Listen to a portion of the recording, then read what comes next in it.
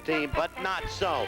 A disabled Pastorini. Jim Plunkett is back, using his weapons wisely, like that pass to the speedster Cliff Branch. And this incredible play, 4th down, seconds left against San Diego. Pass to Raymond Chester, tied the game.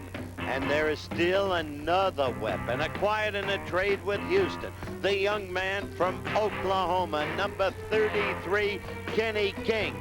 So Oakland, as always, is a dangerous, challenging team. But tonight, they've got to go against Bradshaw and a partially disabled Franco Harris, who may or may not see action. But even that doesn't matter, because the weapons are limitless for Terry Bradshaw. With Stallworth disabled, with Swan disabled, there is still a new one. Number 86, Jim Smith from Michigan, a brilliant receiver. Tonight, the Oakland Raiders against the Steelers.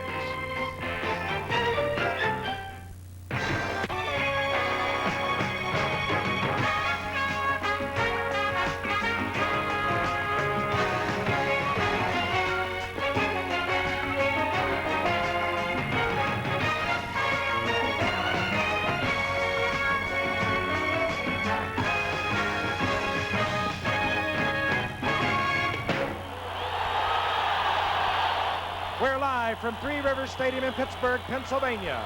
ABC's NFL Monday Night Football, the Oakland Raiders against the Super Bowl champion, Pittsburgh Steelers. This ABC Sports exclusive is brought to you by Chevy Trucks and your Chevrolet dealer. New 81 Chevy Trucks, an important step ahead. And by Light Beer, everything you always wanted in a beer and less. And by Lanier Business Products, creators of the No Problem electronic typewriter, the typewriter that does more than just type. Hello again, everyone. It's good to have you with us. We're up tonight. I'm Howard Cosell. We're bringing you the greatest pro football rivalry of the 70s moving into the 80s.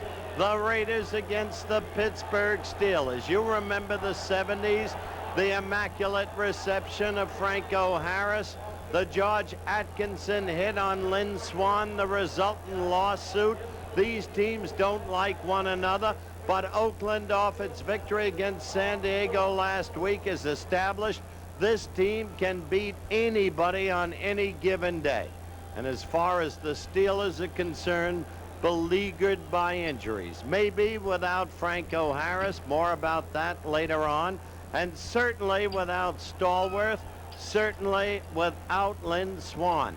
So the problem belongs to the impeccable quarterback, the powerhouse, Terry Bradshaw, which is exactly why the old Dan DeRue spoke to Terry today. Strong possibility you're going, well, I know, you're going into the game tonight without Stallworth, Swan, and Harris. Now, don't cry, but tell me, how do you feel about that? It doesn't bother me at all. We can roll right with that. It's going to be all right. It's going to be. Sure. It's not funny. No, it's not hey, funny. I actually got tears in my eyes. If I took a couple of those offensive linemen, you'd really cry. Lord, you know, it's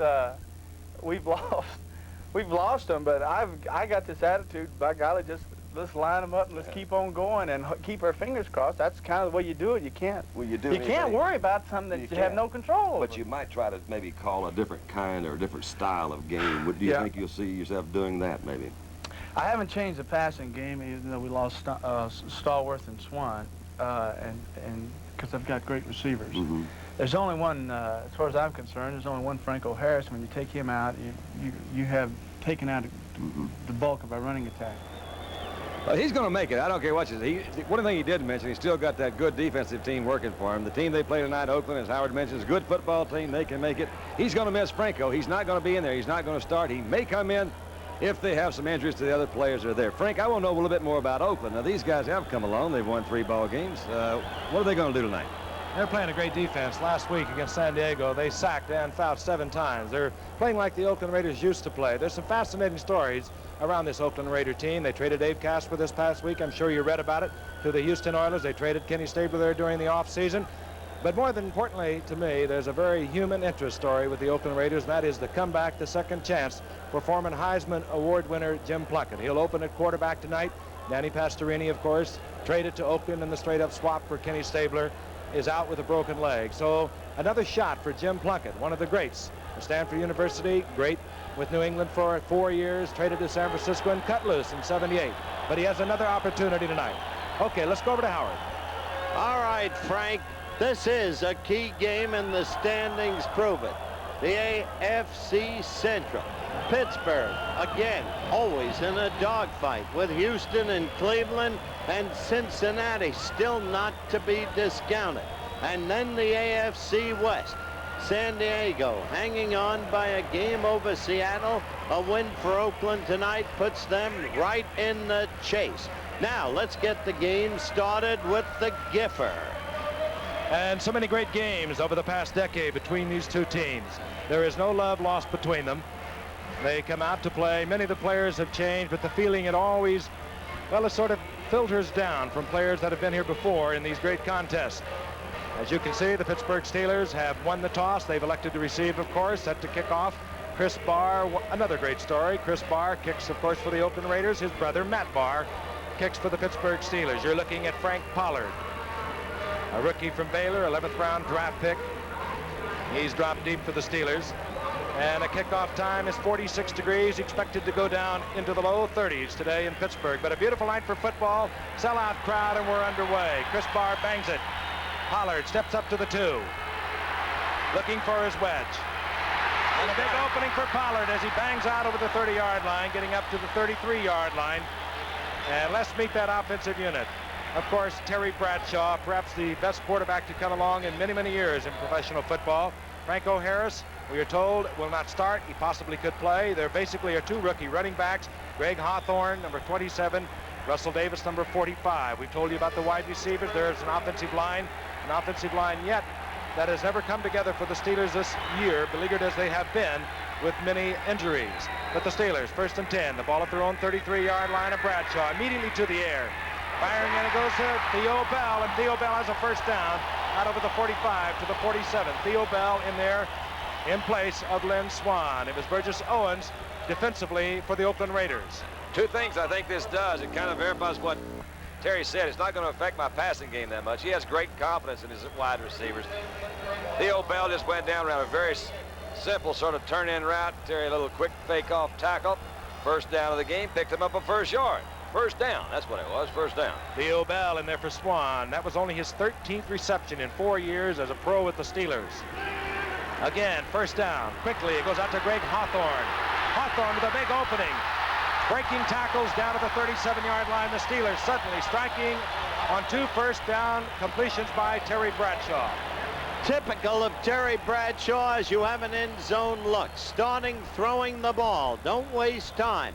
Establish what you can do immediately, and he can do it better than anyone. We were watching a game yesterday over at his house, and they were throwing that little swing pattern. It was Philadelphia and Dallas throwing it out the outside. He says, you know, that's the pass that we've got to use more because it's so safe. He says, and I've got guys that can break those tackles on the outside. That time they did exactly that. Raiders in their 3-4 defense. Bradshaw keeps it on the ground. This is Greg Hawthorne, and defensively, Ted Hendricks sliding across number 83. He's having a great year for the Raiders thus far. Matt Millen, the rookie from Penn State, was also there. There is the 3-man front. We will not try and give it to you every time because they change according to the situation. They'll bring in Willie Jones. They'll bring in Cedric Hartman, the 11-year veteran, as we look at the secondary. Of course, the Oakland Raiders have also been hurt by injuries. They've lost Monty Johnson, their fine inside linebacker for the season. They've lost Bob Nelson at linebacker. There was a loss of 4. It'll be 2nd down and 14. Bradshaw again to the air. Lots of time looking deep, and he overthrows Smith, who was open. Smith was open in front of Mike Davis, incomplete. It'll be 3rd down 14. And you saw Terry Bradshaw a little bit annoyed with himself because he knew he overthrew him and he knew he had him there. And he doesn't do that often. I think his intended receiver was covered. You saw he had plenty of time to throw. That was one of the things about the 3-man rush. They didn't get good pressure on him. He moved around a little bit. Smith was open, but it was an adjustment to the original route call. But Terry was disappointed, I think. 3rd down 14. Another wide receiver comes in. That's Calvin Sweeney, a rookie from USC, a first-year man. Came up with the Steelers a year ago, injured reserve for the year. So it'll be Sweeney, Jim Smith, and Theo Bell.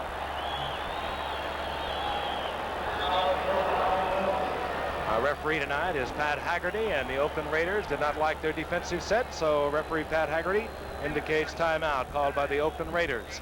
Tom Flores, in his second year with the Oakland Raiders, looking on as defensive captain. Ted Hendricks moves to the sidelines, and we'll be back. I make one trick shot in a light beer commercial, and everybody thinks they know how to shoot pool. So these guys decided to take me on to shoot a little pool and drink a little light beer from Miller, because it's less filling. Tastes great! Less filling. Let's quit talking and start chalking. You break, Bubba. Sure, I haven't broken anything all day. Hey, Mickey, what happened? It's a mystery to me. You show him, Rodney. Yeah, show him. You guys got me all wrong. I think light tastes great, too. But when you're shooting pool, the only thing you want to get filled up is the bottle. 14 6 ball combination. Steve, how do you do that? Practice, practice, practice. Light beer from Miller. Everything you always wanted in a beer, and less. Chuck Noll, the head coach of the Pittsburgh Steelers, came in '69. This, of course, his 12th year, looking for a 5th Super Bowl, 3 consecutive Super Bowls if they can win one this year. Of course, they beat L.A. a year ago, Dallas the year before that, and they won Super Bowls 9 and 10. They call this the season they want one for the thumb, meaning they would like to get another Super Bowl ring to fit the thumb. It's part of a sickness that he's never been named Coach of the Year. That's strange. Who votes for those things? 3rd down, 14. Oakland gets their defensive alignment straightened out. Bradshaw back. Bradshaw firing for a field goal. He steps in there behind Monty Jackson and comes up with the football. What an First down inside the 20. Jackson stepped in for the interception. The ball was behind him, and Theo Bell makes a great catch at the 20. Oh, that was Monty Jackson, who is certainly no slouch in the secondary. It was just terrifically alert play by Theo Bell. Terry got a little pressure back there, you'll see. Jackson staying right on him. Theo goes for that ball. He says, I'm climbing after it. I know where it is. Heck of a reception. My golly, 3rd down and a big one. When you said Jackson was no slouch in the secondary, you're exactly right. We'll develop the story of the Oakland secondary in a moment. 1st down, 10. The ball just inside the 20-yard line. Bradshaw again on 1st down to the air. Looking for Smith in the end zone. Touchdown. Jim Smith makes his 7th touchdown catch of the year. Smith has stepped in for Stallworth in the 2nd week. He has been spectacular, and the Steelers have moved for a touchdown on their very first possession. They look awfully sharp so far. That passing game, they haven't run much. He indicated that in that opening little interview. He says, it's not going to affect my passing game much, so he's going to go at it. These guys are terrific. He was really frightened by the opposition, isn't he? Well, I think he knows what he can do. I've never, I've known Terry for a good long while, but this is his 11th season, and he does have tremendous confidence with what he can do on the field, and he knows his personnel well. He's got great confidence in all the receivers as Matt Carr kicks the extra point, and it's 7-zip.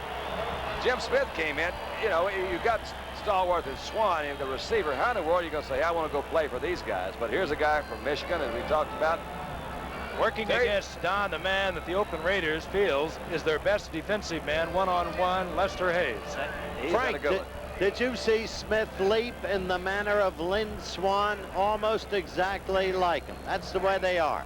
We'll be back in a moment. The Boeing Company announces good news. Good news for air travelers. People looking for bargains in airfares to vacation spots throughout the U.S. and all over the world. There are low family rates this time of the year, special stopover plans, round-trip savings, and off-season tour values. So go in a fast, comfortable Boeing jetliner. Go while it's a real buyer's market. There's no telling what the price of things will be next year. Look! It isn't such a big world. See! All the places and the faces. Feel! All the loving and the laughter. Bringing us together. And you'll see the world feels a whole lot better when the people of the world all get together. So fly now. These kinds of values in the air won't last forever. The world feels a whole lot better when we all get together. Saturday on NCAA College Football, a doubleheader afternoon of the best in collegiate action at a special early time. Check local listings for the NCAA games in your area, starting at 12 Eastern, live on ABC.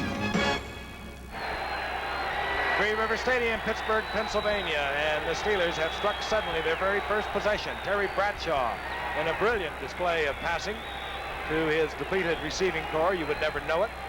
Matt Barr puts it in the air. Hiram Matthews settles in, but is taken by Arthur Whittington at the 8-yard line. Whittington finds an opening down the sidelines, and this game is exploding early as a flag goes down, and Whittington goes down out at the 37-yard line. Arthur Whittington brings it out to the 37, clipping indicated against the Oakland Raiders. As the penalty is measured off, Giff, you said this game is exploding early. Al Davis, the managing partner of the Oakland Raiders, who is one of the smartest men in football without question, regardless of legal suits and all the rest of the extraneous matters, has said if I have 3 more players, I'll be back to being an outstanding team. What does he mean by that? He means an explosive player on offense to back up Kenny King should he be injured. Let's listen. Foul, Cooking, number 53 on the run back. The call. He means an explosive player on defense, particularly in the linebacker department. Frank has already told you about the absence of Marty Johnson. And he means 1 more all-purpose player who can rise to the occasion. But they're close. A clipping penalty has moved the Oakland Raiders back close to the 15-yard line. This is a handoff to Kenny King. He's bobbled the ball. And is picked up there quickly and bobbled by Donnie Shell, who made the recovery. And let's see who has it. Donnie Shell has the ball. He says, we've got it. Looking over to the bench, Donnie Shell, who is always around that football, whether it be in pass coverage or in recovering fumbles. He's recovered many of them over his 7-year career. That's the point, Frank. He's always around the football. He is not the best one-on-one pass cover in the game, but he is the hardest tackler of any strong safety in the game. And you just saw him do his thing around the football. Yeah, Cliff Branch saved a touchdown right there. Cliff, if you're going to make a mistake, don't make it around Donnie Shell. I saw Plunkett. Basically, he fumbled the handoff, the snap from center a little bit before he made that handoff to King, so maybe that caused the fumble too. Rocky Blyer slides in as a setback for Bradshaw, who's had a tendency to throw on first down. This time he hands off inside to Blyer, and Blyer just explodes down to the 7-yard line. Hit there by Mike Davis, and the Steelers are ripping the Raiders early in the game. Rocky Blyer, the great Vietnam War veteran, the star of a movie coming out, Fighting Back, played by Bob Urich. Good block right there in the middle of the young middle linebacker, Milken. They've been saying he is doing a good job for him. Matt Millen, but man, they got him that time. Good quick trap on the inside. That was Ray Penny, the left guard of the Steelers. Stepped around the center, Mike Webster. Good trap block. Inside handoff now to Russell Davis, the first-year man out of Michigan, who's in there for Franco Harris tonight. Davis, a 4th-round draft pick a year ago, and missed the entire season with a broken arm. And he got the call to start tonight. Interesting you mentioned Ray Penny, the great All-American center from Washington, the angular one, with the body that is so strong and yet looks at the same time so fragile, so versatile, can play center, guard, tackle, one of the key people, though unsung, on the Steelers team. We saw Tom Flores looking on. He would hate to get down 14-0 to the Steelers. It would be tough to come at. Bradshaw with all day, finds Theo Bell in the end zone, and now they're saying no, he did not hold on to it. He had it in his grasp and could not hold on. He did have some time to throw, didn't he? And he did hit his receiver. Yeah, he said, look, now, wait a minute, guys. Let me just look here for a minute now. All right, you're not open right now, but keep running. Somebody keep moving. He spots Theo. Theo made a move. He saw the defensive man move. Should have had the ball, of course. It was up a little bit high, but he's got it. Great play by Jackson. He just put a hand in there and knocked it away from him. As he had a touchdown. If Jackson had not been there, you're right. 3rd down and goal as Chuck Knoll looks on. He said last week his team is complacent. He said everyone has told us we have a great second string. Now we have to play them. Let's see how great you are. And of course they were knocked off by Cincinnati. They've been knocked off earlier in the year by Cincinnati. And people are asking questions about the Steelers. 3rd down goal for Bradshaw. Again, a lot of time. Randy Grossman, short of the goal line. Hit there by Burgess Owens. It'll be 4th down, inches. A decision coming up for Chuck Noll. If I know Chuck, there's Terry. He wants to go for it, but Chuck will probably want to put the points on the board. I know Chuck Noll, and he's right. No matter, you don't coach the way the fans want you to. You coach the way the game dictates, and Noll knows how to do it. Ordinarily, I'm going to go with you, but when you say that Ray Penny is fragile at 6'4" and 250, I've got to consider that again. He's fragile looking? Yes, he's been in the baseball booth with me. Okay. Right here at Three Rivers Stadium. Matt Barr, 18-yard attempt, chip shot, puts it through the uprights, and the Steelers have a 10-0 lead with 9:27 remaining in the first quarter. The Pittsburgh Steelers, plagued by injuries throughout the early going of this young season, have exploded to a 10-0 lead over the Raiders. We'll be back in a moment. Introducing an important step ahead for 81, the new Chevy pickup with new aerodynamic styling and a new trimmer weight, but with a strong Chevy truck frame and massive girder beam suspension. A smooth-running, high-mileage 6-cylinder engine for better EPA mileage estimates than last year. The same big, roomy cab and even more payload, plus new sleek looks. From the ground up, the 81 Chevy pickups are an important step ahead. Chevy trucks, an important step ahead. Foreign oil. We know the consequences. Higher prices, political instability.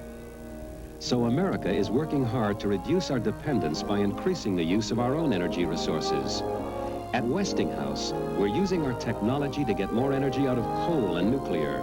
And we're working on solar, fusion, fuel cells, and other renewable sources to serve our children for generations. Westinghouse, a powerful part of your life. Saturday, it's the new sound and the new fun that's sweeping the nation on the Nashville Palace. Terry Bradshaw with control of the Steelers has pulled them to a 10-0 lead. The Steelers now set to kick off. It'll be Matt Barr, of course. Deep is Ira Matthews and Arthur Whittington. Matthews number 43, that's Whittington number 22. The Steelers would like to keep it away from Matthews if they can, and they successfully do. This is Whittington, who bobbles the ball at the 5. Got some speed. And the Steelers swarm Whittington under at the 15-yard line. Dennis Winston down there early for the Steelers. Let's meet the offensive unit. At quarterback, of course, Jim Plunkett, number 16. A great story in this game. Given up really after the 77 season with the 49ers, released. The Raiders brought him back. And he, of course, started last week in a big win over the San Diego Chargers. Raymond Chester, of course, is the tight end. As we look at Dan Pastorini, who damaged his knee and broke a tibia bone in his leg against Kansas City a couple of weeks ago. Of course, Pastorini came to Oakland in a straight-up swap for the Raiders' longtime quarterback Ken Stabler. Plunkett from his own 15-yard line. Inside handoff. Mark Van Egan swarmed under defensively by the Pittsburgh Steelers, who also will alternate considerably defensively, primarily at their right tackle spot where Gary Dunn and Steve Furness alternate. Let's take a look at the front four of the Steelers. There they are. It'll be 67 often coming in there for Steve Furness. There are your linebackers. Probably none better in the business than number 59, Jack Ham. And that secondary, well, they have one of the fine cornerbacks in Mel Blount, number 47. Van Egan picks up a yard. It'll be 2nd down and 9. The ball at the 16-yard line.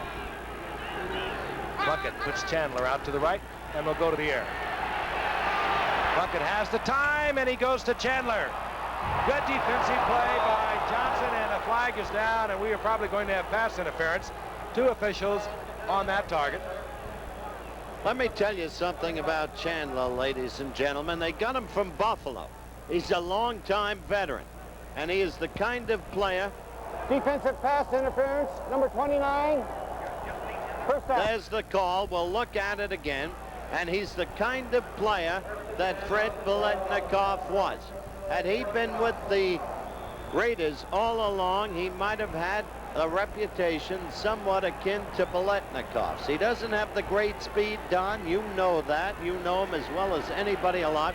But this guy knows how to get loose. That defensive play you saw by Johnson was one he made contact a little before he got to the ball, so it was a good defensive call. Ball at the 46-yard line of the Steelers as Plunkett back on 1st down. flag is down as Van Egan collects the ball and moves for a gain of 9 down to the 37-yard line. But again, a flag is down. And if you saw number 53, Dennis Winston, he is in there now at middle linebacker for Jack Lambert.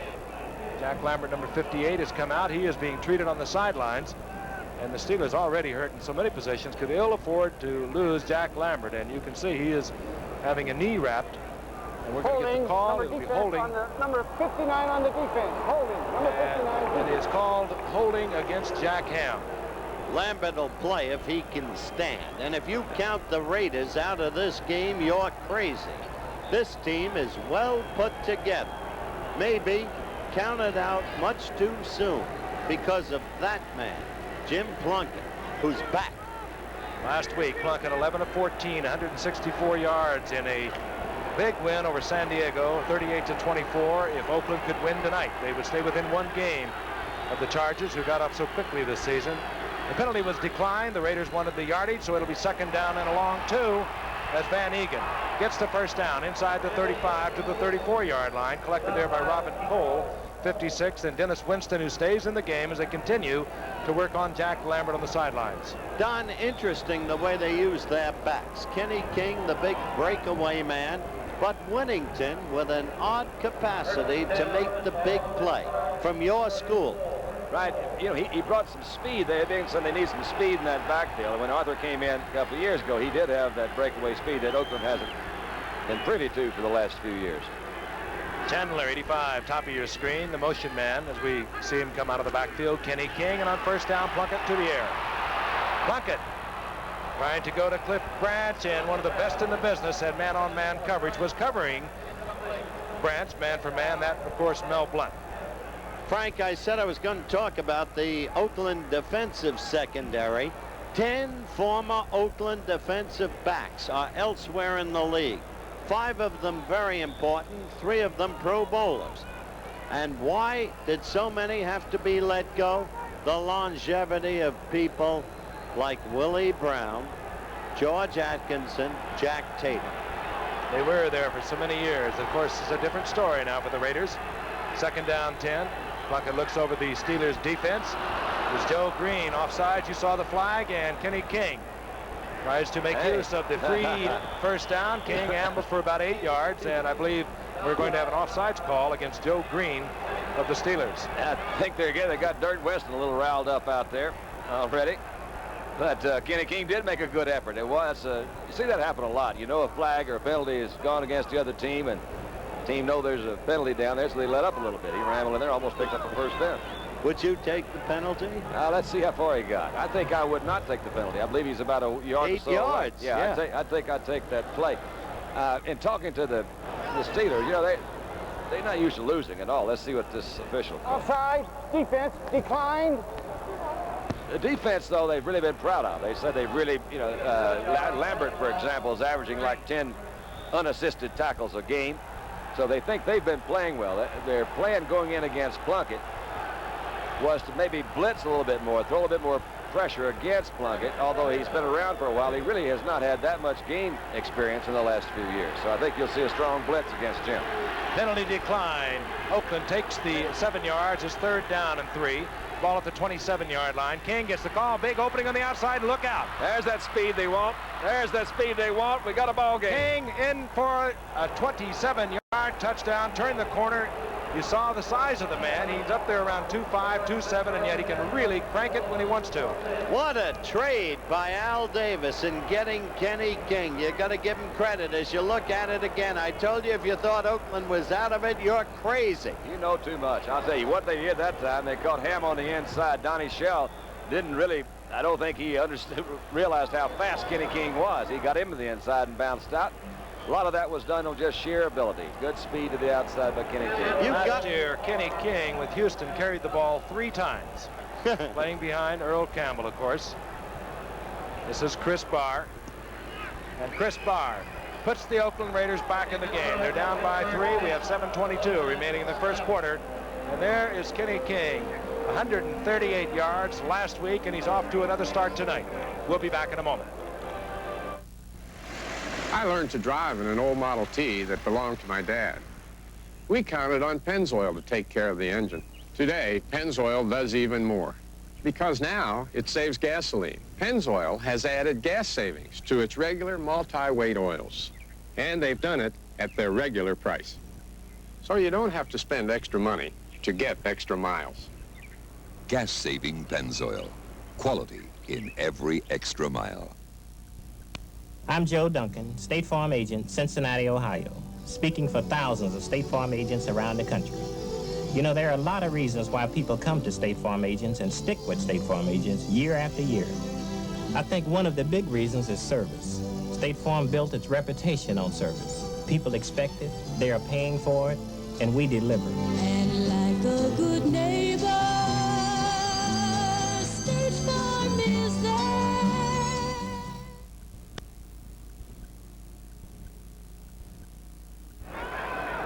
The Oakland drive, aided and abetted by a 39-yard defensive penalty against number 29, Ron Johnson, working against Bob Chandler. Set to kick off. This is Chris Barr, the brother of Matt Barr. He hangs it high. It'll be Pollard who takes it at the 5-yard line. Frank Pollard, the rookie from Baylor. And this time, Pollard goes down at the 22, and a flag goes down with him as Derek Ramsey was down there defensively for the Raiders. There's Frank Pollard, 11th round draft pick. I'll tell you, he's some player. He is a lowercase Robert Newhouse. Same style, same build, isn't he, Frank? He is, and they were able to get him cheaply in the 11th round because he missed most of his senior year with an injury, a broken jaw. And here's our call by Pat Haggerty. Personal foul, clipping number 72 on the return, first down. Clipping call, working against the Pittsburgh Steelers. All right, the Steelers begin at their 11-yard line. And Bradshaw hands off to Russell Davis.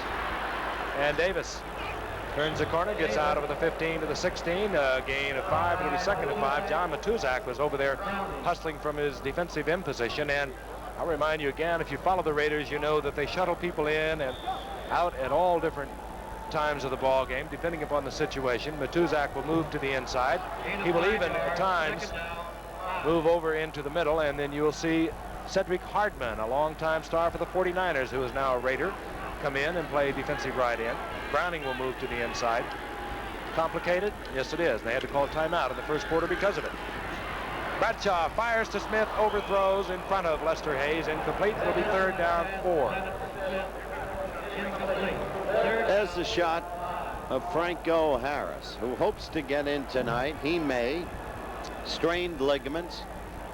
In the meantime, an important series in its way. We often say that, Don. Bradshaw wanting to reestablish immediate dominance because suddenly it's gone back to Oakland.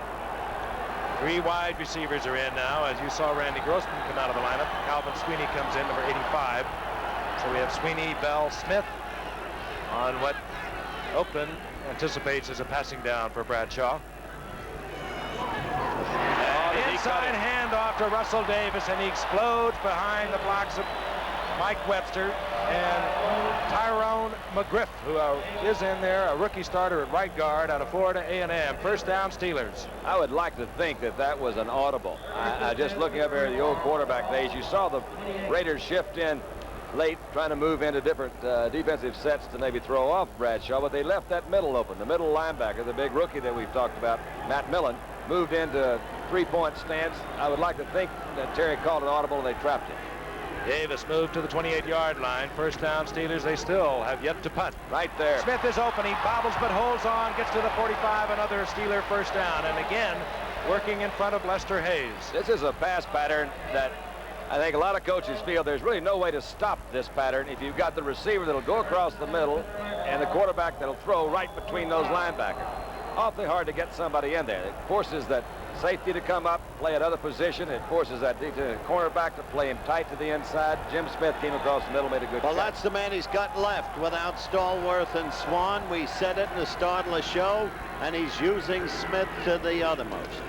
Bradshaw, 6 of 9, hands off to Russell Davis, and Davis finds a little opening, gets out close to midfield, but a flag is down. Davis with another pickup of 5, and you saw Ray Penny throw the flag back, and it's going to be marked off again against the Steelers. You mean fragile Ray Penny? picked up that fragile rate. 250. 250, 6'4". Hey, he's fragile compared to the Oakland offensive line. We'll run that weight down for you in a little bit. Let's get the call from Pat Haggerty. Holding number 52, offense. All-pro at center, Mike Webster. Having his difficulties, and he laid a hand on someone. You're seeing a tremendous ebb and flow. What you're seeing is the best there is in pro football. The AFC with two of its very best teams. Don't have to tell you about Pittsburgh, but right now the AFC leads the NFC 15-5 in interconference play. And Pittsburgh looks at a first down and 20. Quickly, it goes to Greg Hawthorne. Behind the screen, Hawthorne cuts back. And Hawthorne to midfield. Really well set up. 15-yard pickup. It'll be second down and 5. Defensively, Randy McClanahan finally made the stop, and that was set up beautifully. What they have to worry about with Hawthorne, as you know, Frank, is the fumble. It's like Sidney Thornton, Thunder Thornton. Maybe we'll see at the top of the C-84, Grossman coming across the top from the other opposite position. Grossman comes in. He's going to throw a block down here in a minute. A lot of people say, you got Benny Cunningham. There's 84 throwing a block. Why isn't Benny Cunningham playing? He's well enough to play, but Grossman is the secure player, and that's what Noel wants at this point in the season. Somebody told you the same thing they told me. Second down 4, Bradshaw rolling out. Looking for Bell, he's covered. Bradshaw, look out, Terry. Hangs it up and almost picked off by Monty Jackson, and Bradshaw was really level. That's Big Dave Pear, Frank, that got him after a while. Pear, he had some time, did a little scramble, but when he stopped, set to throw, Pear kept pursuing and gave Terry a pretty good hit. There's a flag down, I see. Another flag down in the field. Bradshaw coming into tonight's game, second in the AFC to Steve Grogan after 6 games. And let's look at the end of that play when Bradshaw really gets pounded. This is the time the quarterback finally forgets about those guys. And Terry, as I think we have mentioned, has some sore ribs. Ineligible man downfield. Number 55, ineligible man downfield. Anytime you start running around back there, as long as Bradshaw does, some of your offensive linemen, figuring the ball has been released, try to get down to help out. At that time, John Cole was deep downfield. They moved the ball back inside the 41 of the Steelers. Second down, 14. 4:14 remaining in the first quarter as Rocky Blyer checks into the lineup, number 20, along with Russell Davis, number 45, and the Steelers on top 10-7. This is Russell Davis. Gets the block from Blyer, but he cuts back, and another flag is down as Davis gets to the 48-yard line. Hendricks on the stop. And the crowd is getting a little antsy about all the laundry being thrown by the officials. Holding this time against the Steelers, and they won't like that at all. Well, they may not like it, but it's a matter of record that Pittsburgh is the most penalized football team in the National Football League, as well as the most fumbling. And they've also punted less than the other teams. That's true. Yes. Holding number 52. Mike Webster having a little problem in there, perhaps with Dave Pear. Oakland predominantly tonight in their 3-4 defense, and of course Webster at a center spot working against noseman Dave Pear. Now the Oakland Raiders shuffle people in and out of the lineup, anticipating pass, and of course that is not all that heady because Terry Bradshaw is looking over a second down and 24. But they got the 4 defensive linemen in there. This is how they hurt San Diego a week ago, bringing the 4th man in. They bring in Willie Jones, number 90, a second-year man out of Florida State, and he really turns it loose. Bradshaw steps up. And hustling back on the pass rush was Willie Jones. We know he's quick. He was all the way in on Bradshaw and then turned around and made the stop on Bradshaw after a pickup of 12. It'll be third down and 12. He didn't just make the stop, Giff, he buried him. Willie Jones is not all that big, 245 pounds, but Oakland likes to bring him in on the pass rush, and he's very quick. Fragile. It was Joe Turkey Jones that really hurt Terry a few years ago up in Cleveland, and he's another fragile player there you've got. Right, very fragile. The 3 wide receivers are in. Out comes the tight end. So Calvin Sweeney, number 85, joins Jim Smith, 86, Theo Bell, 83. Third and 12. Ball at the 48-yard line of the Steelers. Flag is down. Flag. Bradshaw strong arms it towards Smith. Oh, what a catch. At the 10-yard line, a beautiful catch. He was running stride for stride with Lester Hayes. The ball could not have been thrown better, but a flag is down at the line of scrimmage. It really was thrown well, but what a beautiful catch, too. Smith stretched out, Oh, boy. Illegal procedure indicated against the Steelers. A tough call. Let's look at the catch again. Doesn't make any difference whether it counts or not. It sure is pretty to watch because it was a great throw. Oh, you saw. did you see that move? Yeah, he turned Lester Hayes, as we talked about. He's a terrific defensive back. Watch his head. Look at it, right eyes on the ball all the way. Reach out as far as he can reach out. If it had been another foot, he couldn't have caught it. Funny thing is, a few minutes before we took the air, I was with Lynn Swan. Look at the penalty differential. Right there, that's why the game is only 10-7. But I was with Lynn, and he was wearing a brand new sport jacket, by the way, and Don. wearing what kind of cologne? The kind you would wear, a cashmere. I said, when you're getting back, he said, as quick as I can move. I'm not letting Smith have another game. Swanee, of course, out with a broken rib. 47-yard gain negated by a procedure call against the Steelers. 3rd down, 16, Bradshaw back. Crowded, and Bradshaw goes down in the arms of Ted Hendricks. The Raiders coming with their blitz, and one of the best in the business is this 12-year veteran, Ted Hendricks. Well, you go to the well so often, and they're going to get you. Obviously, he's been going back to pass. It has put a lot of pressure on that offensive line, but you'll see Hendricks from the outside throwing a rather inexperienced Russell Davis off to the side, says, I'm going after Bradshaw. You got the wrong number on, Sonny. Craig Colquitt hobbles out for the Steelers. I say hobble out because he was unable to kick last week in most of the game against Cincinnati. Had to run with the ball, sprained his toes and his left foot, but he kicks right-footed, so he's back in the lineup at the moment on 4th down. Ira Matthews is deep for the Raiders. Colquitt doesn't turn it over. It's a short kick. Matthews from his 37-yard line. And down goes Matthews at the 42-yard line. Webster was hustling down for the Steelers, and they say Oakland has got it back. 35-yard punt as the veteran Mike Webster was down there to make the stop on Matthews. Bradshaw took over the punting jobs, Frank. You may have mentioned last week when Colquitt couldn't punt. So let's take a look at the end of this. Making a quick move into the inside is Ira Matthews. He is down, then fumbles the ball. It is recovered by Marvin Kopp. And Oakland will have the ball at their 42-yard line. We have 2:40 remaining in the first quarter. 10-7 Steelers. You see, Magic, what Buick learned from their new small cars. They put into their larger cars. Right, Sue? Yeah. So, for instance, in the Posh Electra Limited, there's an efficient V6 engine. And in the economical Skylark, there's plus room and comfort. They've made their efficient smaller cars luxurious. And their luxurious larger cars efficient. So, in any size. Wouldn't you really rather have a Buick?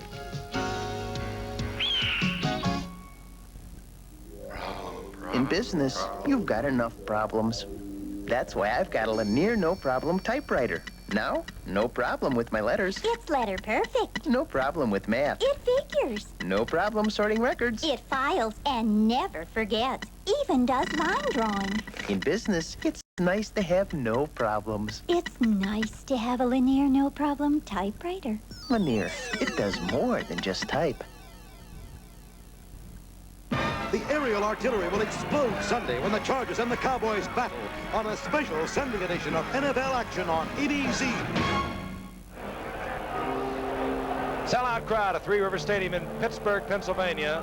There is Jack Lambert walking the sidelines. He has not gone back into the lineup. They were administering aid to his knee earlier.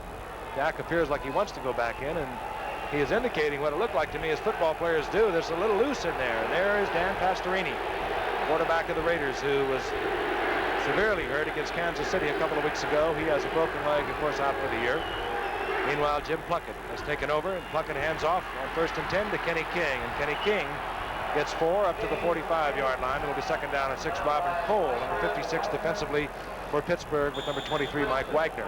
We still have 2:25 left in the first quarter. What a quarter it's been. 10-7 Steelers. And yet, at this point in time, one looks back at Pittsburgh mistakes. Their last drive had 35 yards in penalties, which is what held them back.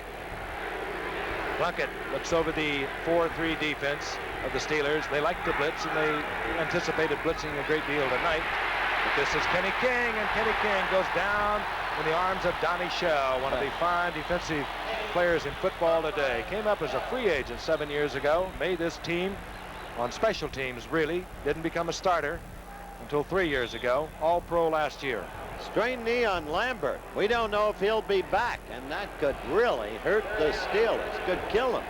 By the way, I think Donnie Shell's the best strong safety in football. He is true. He's really tough, isn't he? You mentioned that, Howard, about Lambert. Dennis Winston is in there now, number 53 on the defense, but he also has a chronic back problem, and they never really know how long number 53 Winston can go in any given game.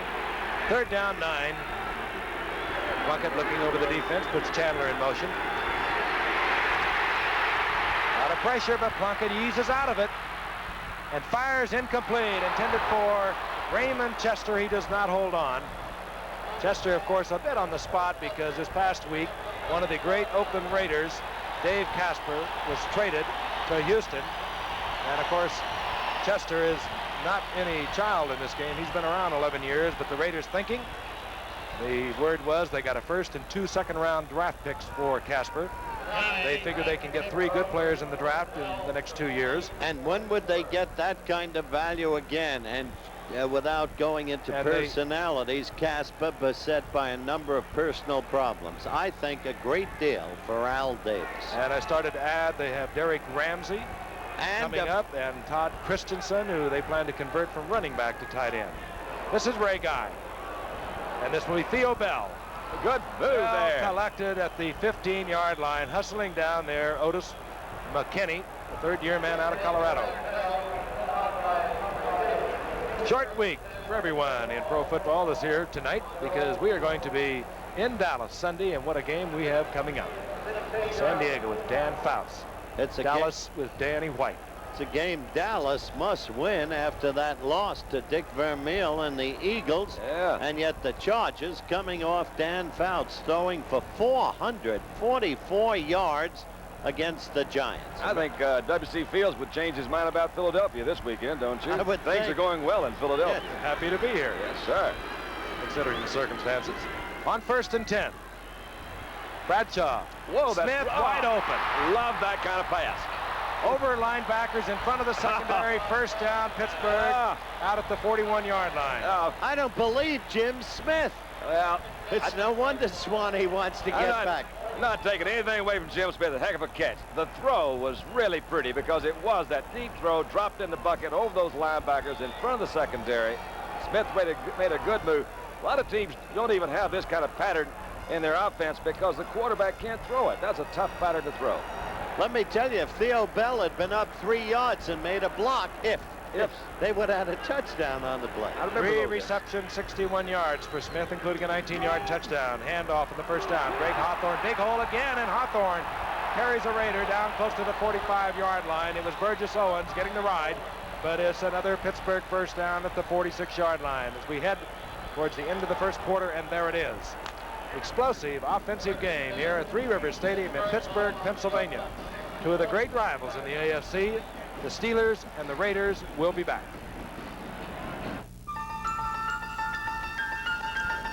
Laurel, Mississippi.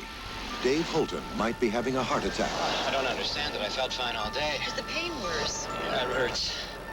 Watch the road, honey. We're almost there.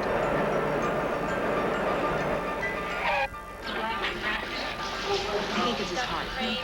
Laurel's Community Hospital has an IBM electrocardiograph system with a built-in computer. Like conventional systems, it records patterns of heart activity. But unlike those systems, it analyzes and interprets the patterns quickly and prints a comprehensive report at bedside. Oh, doctor. Feeling pain now? Yes. I don't see any evidence of a heart attack. It might be indigestion. Sometimes the symptoms are very similar. We need to check you further. Can I see that, doctor? Sure. I'll try to explain it to you. See the slide right here. IBM, helping put information to work for people. Announcing an important step ahead. New Chevy Blazer, the big shift for 81. Now you can shift into four-wheel drive without stopping for the first time ever. The big shift for 81. Lets you shift into and out of four-wheel drive without leaving the cab. The big shift for 81.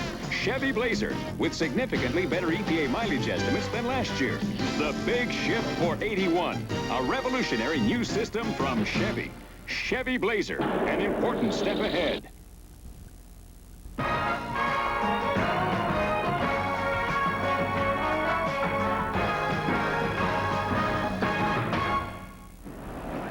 those numbers for Terry Bradshaw, and it's not even a lunch break. Isn't that amazing? He's thrown a touchdown in his last 12. This is 13 games in a row. He's also thrown an interception in every one of those games. So hey, we have still some other things to look forward to. He's got a string of 13 games going. Yeah. That he's thrown for 200 yards or more. The best in the business. Bradshaw looking over at 1st and 10. The Raiders 46-yard line. Inside handoff, Hawthorne. And Hawthorne finding gaping holes in the Raiders line, moves for 6. It'll be 2nd and 4. And let's take a look at the stats for the first quarter. First quarter stats. Pittsburgh obviously dominant in first downs, in rushing yardage closely and passing yardage overwhelmingly, total yards overwhelmingly, and clearly time of possession belongs to the Steelers. Can't believe Hawthorne tonight. How are these kids from Baylor coming on, Don? Well, I'll get into that because it's kind of a... they got Pollard really when they were down there looking at Hawthorne, and now I think they're pleased with both of them. I should think. Yeah. 2nd down 4, the ball near the 40-yard line of the Oakland Raiders. Raiders staying in the 3-4. This is Hawthorne. Hawthorne tripped up by Matuzak, stumbles forward for a gain of a couple. It'll be 3rd down, and we'll call it 3. Randy McClanahan finished off Hawthorne after Matuzak had moved along the line of scrimmage. And I'll tell you, John Matuzak has given a little solidity to this defensive unit of the Oakland Raiders. He has really matured, and he has had a much traveled and interesting career. Typical of an Al Davis team, the reclamation projects who come through. Matuzak, the best evidence.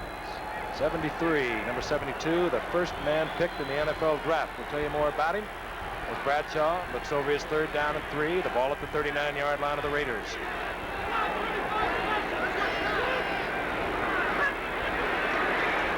Hands off to Russell Davis. Davis trying to carry Raiders forward to a 1st down. I believe he'll be just short.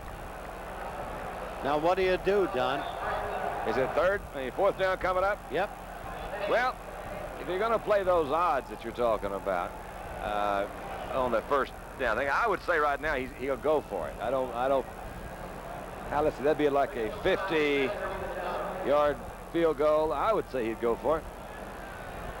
Yard markers come out. Mike Davis came up there from his strong safety position. He's been playing well for Oakland. He made the stop and is short of the 1st down. It'll be a pretty good little way to go, though. I think it's beyond Matt Barr's consistent range. I think so, too. That's. I would go for it. Yeah, I think so. You're going to go down there. If you punt, if you have a terrific punt, maybe you'll pick up 30 yards. I mean, if you get inside the 10, maybe you picked up 30 yards. Here, I think they really would like to, as you said, maybe reestablish what they opened up with, and that was a strong offensive surge. You saw the statistics, so they've been moving the ball pretty well. And you know what? They're going to go for it. Russell Davis, 45. Greg Hawthorne, 27. His 4th down. You saw how much? Got offside almost. Steps inside. Davis easily has the 1st down. No flags down. And Davis inside the 35. The Steelers have a 1st down, and back comes their offensive unit onto the field. The short yardage offensive unit comes off. Frank, you watch the Steelers, you wonder where they come up with all these players. They pick last every year. They got one right now where they picked absolutely last, Tyrone McGriff. He was the last guy picked in the draft, number 61, starting at right guard for him. Florida A&M. Well, he actually went to Canada, as a matter of fact, and played and got cut up in Canada. And they called him from Hamilton. They said, hey, we got a good player here, but we have a limit on how many Americans we can have up here. I think this guy can play for you, and he does. Bradshaw again on 1st down. Over the middle is complete. And inside the 20-yard line goes Benny Cunningham, the tight end, the big one, who really cannot dislodge Randy Grossman at the tight end, but he does see quite a bit of action. Great football player out of Clemson. He's big, 6'4", nearly 250 pounds. Look at it again, Don. You saw his statistics. He'd only caught 4 passes coming in here. Randy Grossman only had 9, so that's, let me figure that out real quick. 13 coming in here for the tight ends. That's a low number for a team that with 2 good tight ends, but they use them primarily for blocking. Go to those outside receivers. Oakland stays in the 3-4. It has not been able to pressure Bradshaw, but Bradshaw sends Davis off the left side behind Ray Penny and John Kolb, and he moves all the way down to the 7-yard line where it'll be 1st down and goal. And Russell Davis filling in for an injured Franco Harris, whom we were told could play if he had to play tonight, but he is suffering from a knee injury that bothered him against the Cincinnati Bengals a week ago, so we have not seen Franco Harris tonight. really fooled Dave Browning on that last play. They gave him some moves to the outside. He went with it. They ran right inside him. First and goal. And this is Hawthorne. Right side, a sprint to the corner of the end zone. And he does not get in. They'll mark it inside the 1, however. Mike Davis up there with the force from strong safety for Oakland. But how quickly on the prior play, Frank called John Kolb for you. When John is in there, and he's been out a couple of weeks because of an injury, you'll get that typical Pittsburgh quick trap. And Kolb was right in there, leading the way, number 55. Great play. Strongest players in all of football. Well, you've heard a lot about bench pressing. Well, he just breaks the weight machine, does John Kolb. He actually has missed 5 games. Kolb with a very severely sprained ankle, but he's back in there tonight, and he's helping the Steeler offense. Second down, less than a yard to go. Hawthorne hurdles into the end zone, and the Steelers have scored once again. And what an offensive show you're seeing tonight. The Pittsburgh Steelers, playing with a lot of injured football players, have moved the ball almost at will up and down the field. And they know they have to win tonight. Chuck Noll really gave it to him. He said, you played 1 quarter of football against the Bengals. We've got to get back to playing football. Frank told you earlier, you second-string guys, you're going to have to prove yourselves. Right now, they're doing it. A long way to go, though. Here's Matt Barr. The punter, Craig Colquitt, is the holder for the Steelers. Barr drills the conversion. And the Steelers extend their lead over the Oakland Raiders in one of the oldest rivalries we have seen in the AFC. They do not like each other. We'll be back in a moment. Roll on in, America, to Sears First Automotive Savings Rally. Save 10 to 40% and get some of our lowest prices of the year on tires, shocks, batteries, and much, much more. There's heavy-duty jumper cables, $7.88, save $5. A battery charger, $29.88, save $10. A floor jack, $44.88, save $25. At the Sears Automotive Savings Rally. Don't miss it. Sears, where America shops for value. I used to run through airports. Now I fly through them. With new Hertz #1 Express service, I fly non-stop from my plane to my car without stopping at the counter. If you ask for #1 Express when you make your reservation, your Ford or other fine car and contract will be waiting at the #1 Express booth. Once again, Hertz puts you in the driver's seat faster than anybody else. Frank Gifford along with Howard Cosell and Don Meredith, watching the patched-up Pittsburgh Steelers put on an offensive show here in the first half from Three Rivers Stadium in Pittsburgh. Steelers on top 17-7. This is Matt Barr to kick off. Ira Matthews is deep for the Oakland Raiders. This is Arthur Whittington as Barr continues to kick away from Matthews and Whittington out to the 30-yard line, and the Raiders move their offensive unit out onto the field. Oakland Raiders again with Jim Plunkett at quarterback. And what a story he is. Heisman Award winner in '70, came up #1 draft pick in all of football. 3 solid years, actually 4 solid years with New England. Traded to San Francisco for 3 #1 draft picks, a 2nd-round draft pick, and quarterback Tom Owen. Never put it together for the 49ers. They released him after the '77 season. The Oakland Raiders signed him in '78, and they said, we don't even want you to play. Get your confidence back. And last week, he was scintillating in a win over the San Diego Chargers. Jim Plunkett on 1st and 10 to the air. Plunkett. Good moves. Good dancing moves. out of the pocket for a pickup of 7 yards out to the 38-yard line where it'll be 2nd down and 3. I don't care if it was only 7 yards, Don. That was a great play. It truly was, because #1, he saved himself a loss, a sack from about 4 or 5, made some good quick moves there. Very agile. Hopefully not fragile, but very agile. You know, you just have to feel for this man. You'd like to see him come back. He came up a year after Terry Bradshaw. And, of course, Bradshaw has gone on to all the fame and acclaim. While this man was suffering through what had to be 3 miserable years in the life of a football player.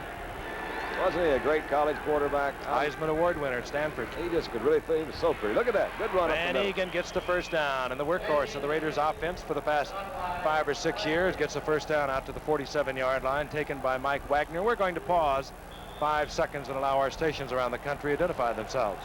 This is KATC, TV3 Lafayette. Oakland Raiders have a first down at their own 46-yard line. Explosive game from the very beginning. Steelers scoring on their very first drive. Bradshaw in total control. Steelers leading the Raiders 17-7. Plunkett, play action, and immediately in trouble. He gets away from Robin Cole, and a flag is down as Plunkett throws it away. Now another flag goes down.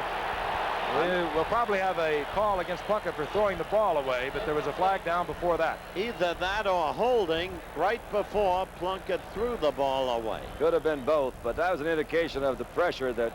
Here we go. Holding, number 78. Intentional grounding. Offense. Well, they got both of them. Art Shell, the big man on the left side, number 78. Holding, there he is, all 300 pounds of him. They list him as 280, but I asked some of the Raiders, and they said he's closer to 3. You all know about Shell, 78, and Upshaw, number 64, and, excuse me, 63. Well, Bealey used to be 64, but Oakland habitually through the years has run left behind those two. Intentionally grounding, number 16, offense, second down. That, of course, will be the call. They put it down there. I'll call it. Derek Ramsey comes in at tight end, number 84. Former quarterback, you might remember, from Kentucky. Plunkett again with a lot of time, going high for Cliff Branch, who's in a sprint back there with Mel Blount, and the ball very short. And that will bring up fourth down. Plunkett, not a bad call on third and long yardage. If he gets it picked off, it's going to be picked off way down around the 20-yard line of the opposition. He might draw an interference call with the great speed of Branch, but he gets neither of those situations, so out comes the punting unit. But a very difficult series for Oakland. They really had to reestablish there to keep the ebb and flow of this game going, and they didn't do it. This is a weapon that we've talked about many times that Oakland has that no one else really does, and that's Ray Guy, and that does figure in, I think, in the way they call their offense. They know they got a guy that can, hey, they're going to put it out there. Don't take a chance on a 3rd and 20. We got a guy that can punt it 50 yards, 60. Guy hangs it high, and it is a beauty. This is Theo Bell from the 15-yard line for the Steelers. Pretty good return. Bell. Yes, sir. He's some Raiders out close to the 30-yard line. He got an additional 7 yards out of that. That was a fine return. So Ray Guy busts the big one, and Theo Bell makes a fine return, and the Steelers will have the ball at the 30-yard line. We have 8:24 remaining in the half. Steelers 17, Raiders 7. Here's Ben Crenshaw lining up his putt. And here, unexpectedly, is Ben's 1981 Buick Century sedan. By ordering white wall tires, tinted glass, chrome-plated wheels, and sport mirrors, the designer's accent paint is included at no additional cost. Or you can pick a padded long vinyl top. Good-looking putt, Ben, and a good-looking car. Like I always say, I putt for dough, but I drive for show. See your Buick dealer now for his 81 announcement offer on the new Buick Century. Excuse me. I'm not the same crazy coach who used to storm around the sidelines yelling at the officials. I've learned to relax, and I drink light beer from Miller. Do you know that light's got 1/3 less calories than a regular beer? And listen to this. Light doesn't fill me up. Besides that, light tastes fantastic. Oh, sure, there are a lot of other beers around, and you can drink any one you want. But let me tell you this. Light beer from Miller. Everything you always wanted in a beer, and less. As I was saying, I don't care what anybody else... Wednesday, Barra's back in action when Charlie's Angels go to prison. Terrific. The Steelers continue to have their problems. Defensive end John Banaszak now smiling at us from the bench. Banaszak, we are told, has a sore shoulder. We don't know that he'll get back into the lineup. Franco Harris did not start tonight. We were told he could play if he had to. He has a slight strain of knee ligaments. And Jack Lambert, the middle linebacker, has already come out of the game for the Steelers. But the Steelers leading the Raiders 17-7. Bradshaw brings them up. First down and 10. The ball at the 29-yard line of the Steelers. Bradshaw again with all the time in the world, and the turnover is Ted Hendricks.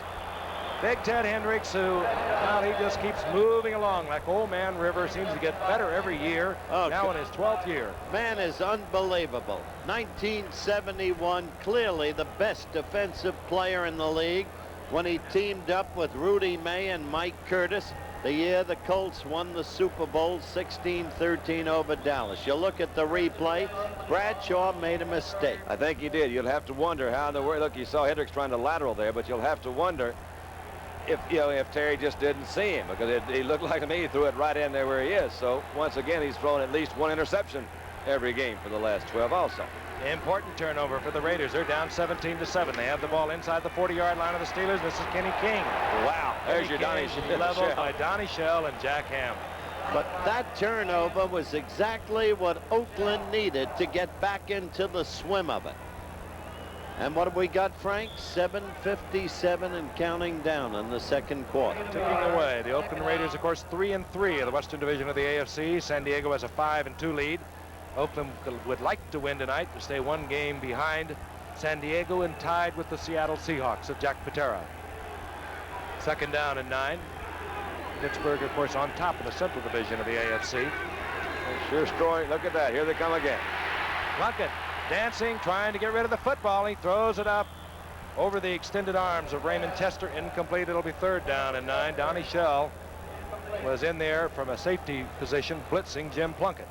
1 for 7 for 8. That's it. Dangerous throw, bad statistics for Jim, and yet perhaps misleading. Give him protection. I think you'll see the old Plunkett. But He's proved it. You're also seeing a really strong pressing defense. They are lining up the way you see his stats from a week ago, and that was a good statistical game for him on TD. But tonight, I think he's going to see that kind of pressure all night long. He's got to hit real quick passes to get him off of it. Third down, 9.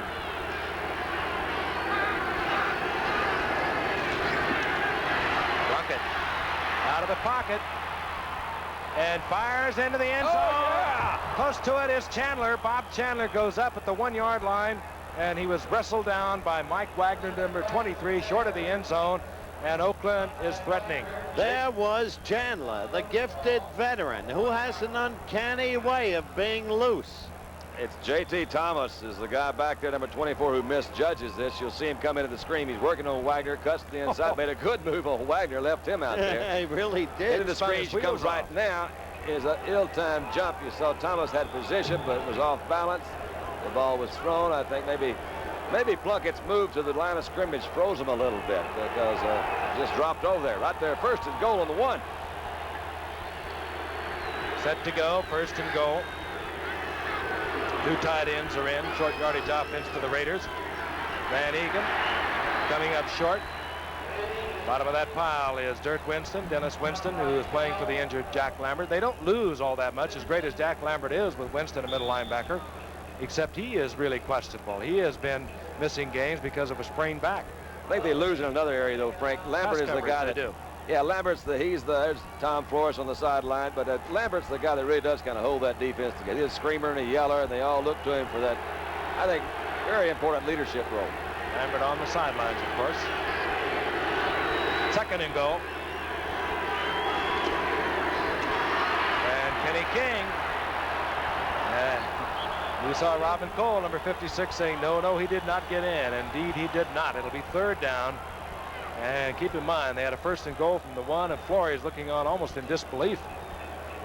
You know, Flores has been perhaps taken too lightly as a coach because everybody knows of Al Davis's dominance at Oakland, and yet they always took Madden, a great coach, too lightly. They only realized how great he was when he left, and I've got a feeling that Flores is being taken too lightly too, Don.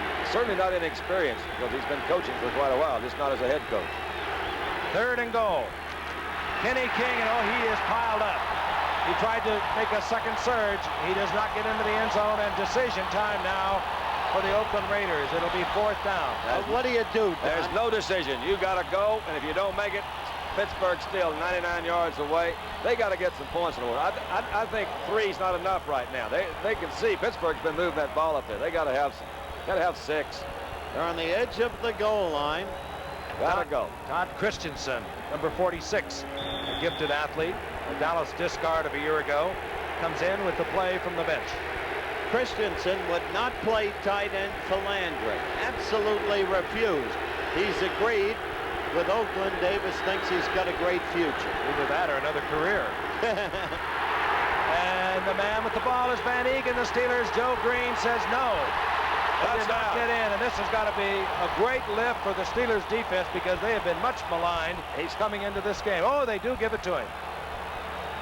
I imagine he made it on his own. They just couldn't get in there and see, but he's got that ball right there on the goal line. He went in like a groundhog, and we've got some football game. There is hesitancy on the part of the officials, and all of a sudden we get the call. Van Egan, let's look again. I still think, Frank, that Steeler defense, you can see him pushing in there. It's hard to tell from this angle, but they're under. That ball's on the goal line. But still, they held him. They made him go 4 times for 1 yard, so that's still a pretty good indication that defense is strong. Well, what the whole series proves, fellas, is you can't give Oakland an inch. One Bradshaw mistake, the turnover, the Hendricks intercept, we've got a ball game. Chris Barr on for the conversion. Oakland set to draw within 3. Nevertheless, still a great defensive effort on the part of the Steelers down there. First and goal, the Raiders had it at the 1. It took them 4 downs to get in. And Oakland moves to within 3 of the Pittsburgh Steelers, and we have 5:22 remaining in the first half. Tough football game. Van Egan just squeaking in for the Oakland touchdown. We'll be back.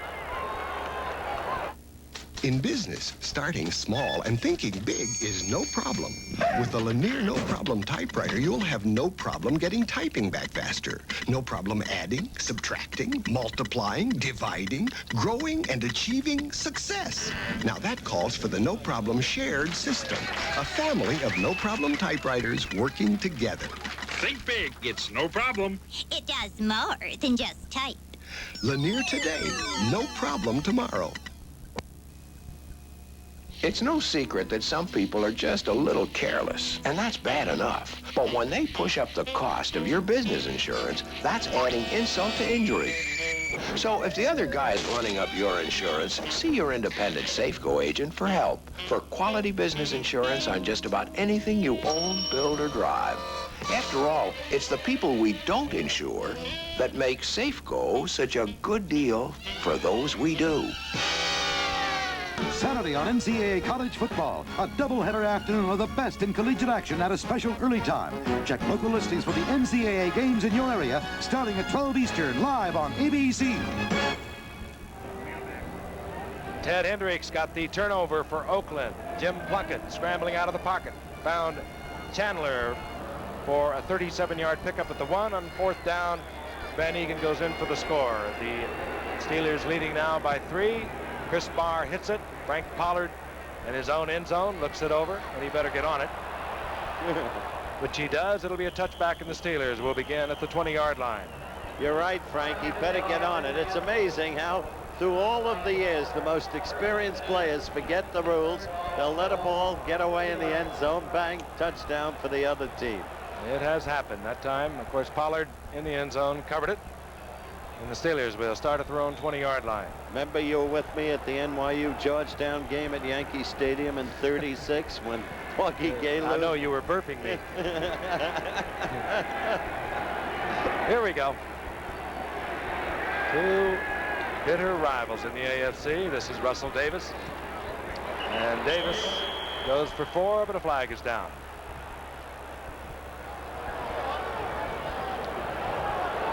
Man. They're really getting caught up in those penalties tonight over there, aren't they? By the way, Bradshaw's gone from 8 of 11 in the first quarter to 9 of 13. So he was 1 for 2 so far in this quarter. Vast difference. 2 for 2 if you count the one to Hendricks. Holding, number 52, offense. Mike Webster, his 3rd call of the night at center for the Pittsburgh Steelers, and it backs the Steelers back to the 10-yard line. This usually is the Steelers' great quarter. That graphic includes tonight, but not tonight. 1st down and 20. Bradshaw will have to be careful. And I don't think that word's in his vocabulary. That's a good one right there. Screen. Oh, is that pretty? Goes to the tight end, Benny Cunningham. Beautiful. Cunningham gets a block. And Cunningham out for a 1st down over the 30-yard line. No flags down on this one. Dave Browning made the save there. Beautifully set up screen. And you don't see screens in pro football much anymore because of the reading defenses, and that was a beautiful one. It's kind of an unusual one, too, Frank. Even, you know, the tight end, when you see a screen, more likely than not, it will be to that back. But Cunningham moved out. They did have a good one. He cut back. You'll see Browning, number 73, coming in from his defensive end position. And that almost was a saving tackle. I got to tell you, Cunningham is cutting the mold of Casper and Francis. He really is. The block that got the first down was by Greg Hawthorne. Bradshaw, happy to be out from the shadow of his goalpost. On 1st and 10, goes to the air once again. And a diving catch, a good catch. No, they say he was out of bounds. Theo Bell. No, they give it to him out to the 47-yard line. That was a good catch. Again, Terry had excellent time to throw. Look at Theo come back in. He sees the ball a little bit low and behind him. Again, great concentration. He's inside when he catches that. Looks like that ball bounced to the outside. Let's give it to him. I got to tell you, Don, Bradshaw is amazing. He doesn't know the word fear. He doesn't know the word conservatism. Okay, you scored on us. We'll come right back. That's what you're supposed to do when you get the ball. Hey, so I'll take it. It's our time now. Bradshaw has manipulated the Steelers from their own 10 out to their 47-yard line, and again on 1st down to the air, underthrows Jim Smith, the intended receiver, feeling a little bit of pressure coming from a blitzing Matt Millen, the rookie from Penn State, number 55. I don't know what Paterno does up there at State College, but there is no human being who has ever lived who has had a way with the development of linebackers like Joe Paterno. Millen didn't even play linebacker all that much for him up there. It's kind of a new position for him, but he weighs 260 pounds, and that's the kind of the type of middle linebacker you think of. He's 6 foot, a little over 6 foot, 260. And he has 2 interceptions, so we know he can get back in the pass coverage. On 2nd and 10, Hawthorne, right side, stacked up defensively. Quickly up there was Mike Davis, turning it to the inside, where Ted Hendricks, number 83, met the charge of Greg Hawthorne. There will be a loss of a couple. It'll be 3rd down and 12. That was an interesting call. Yeah, except, you know, they made that a couple of times. They get them in that 3-man front, and if you can get on the outside, then you've got to have some really good pressure to come back up. What they caught was Oakland in the blitzing sort of a defense, closed them in.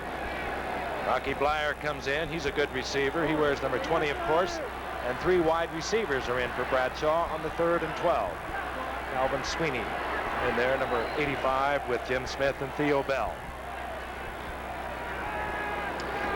Little blitz. Here they come. Look out. Bradshaw will go down at the 35-yard line. Cedric Hardman was there, and they bobbled the ball in. Sprinting towards the end zone, number 53. That's Rod Martin. And they the got Raiders it. have turned it around, and Bradshaw is shaken up. Bradshaw, who was sacked by Cedric Hardman, coughed up the ball. Rod Martin picked it up, went into the end zone, and the Raiders are on top.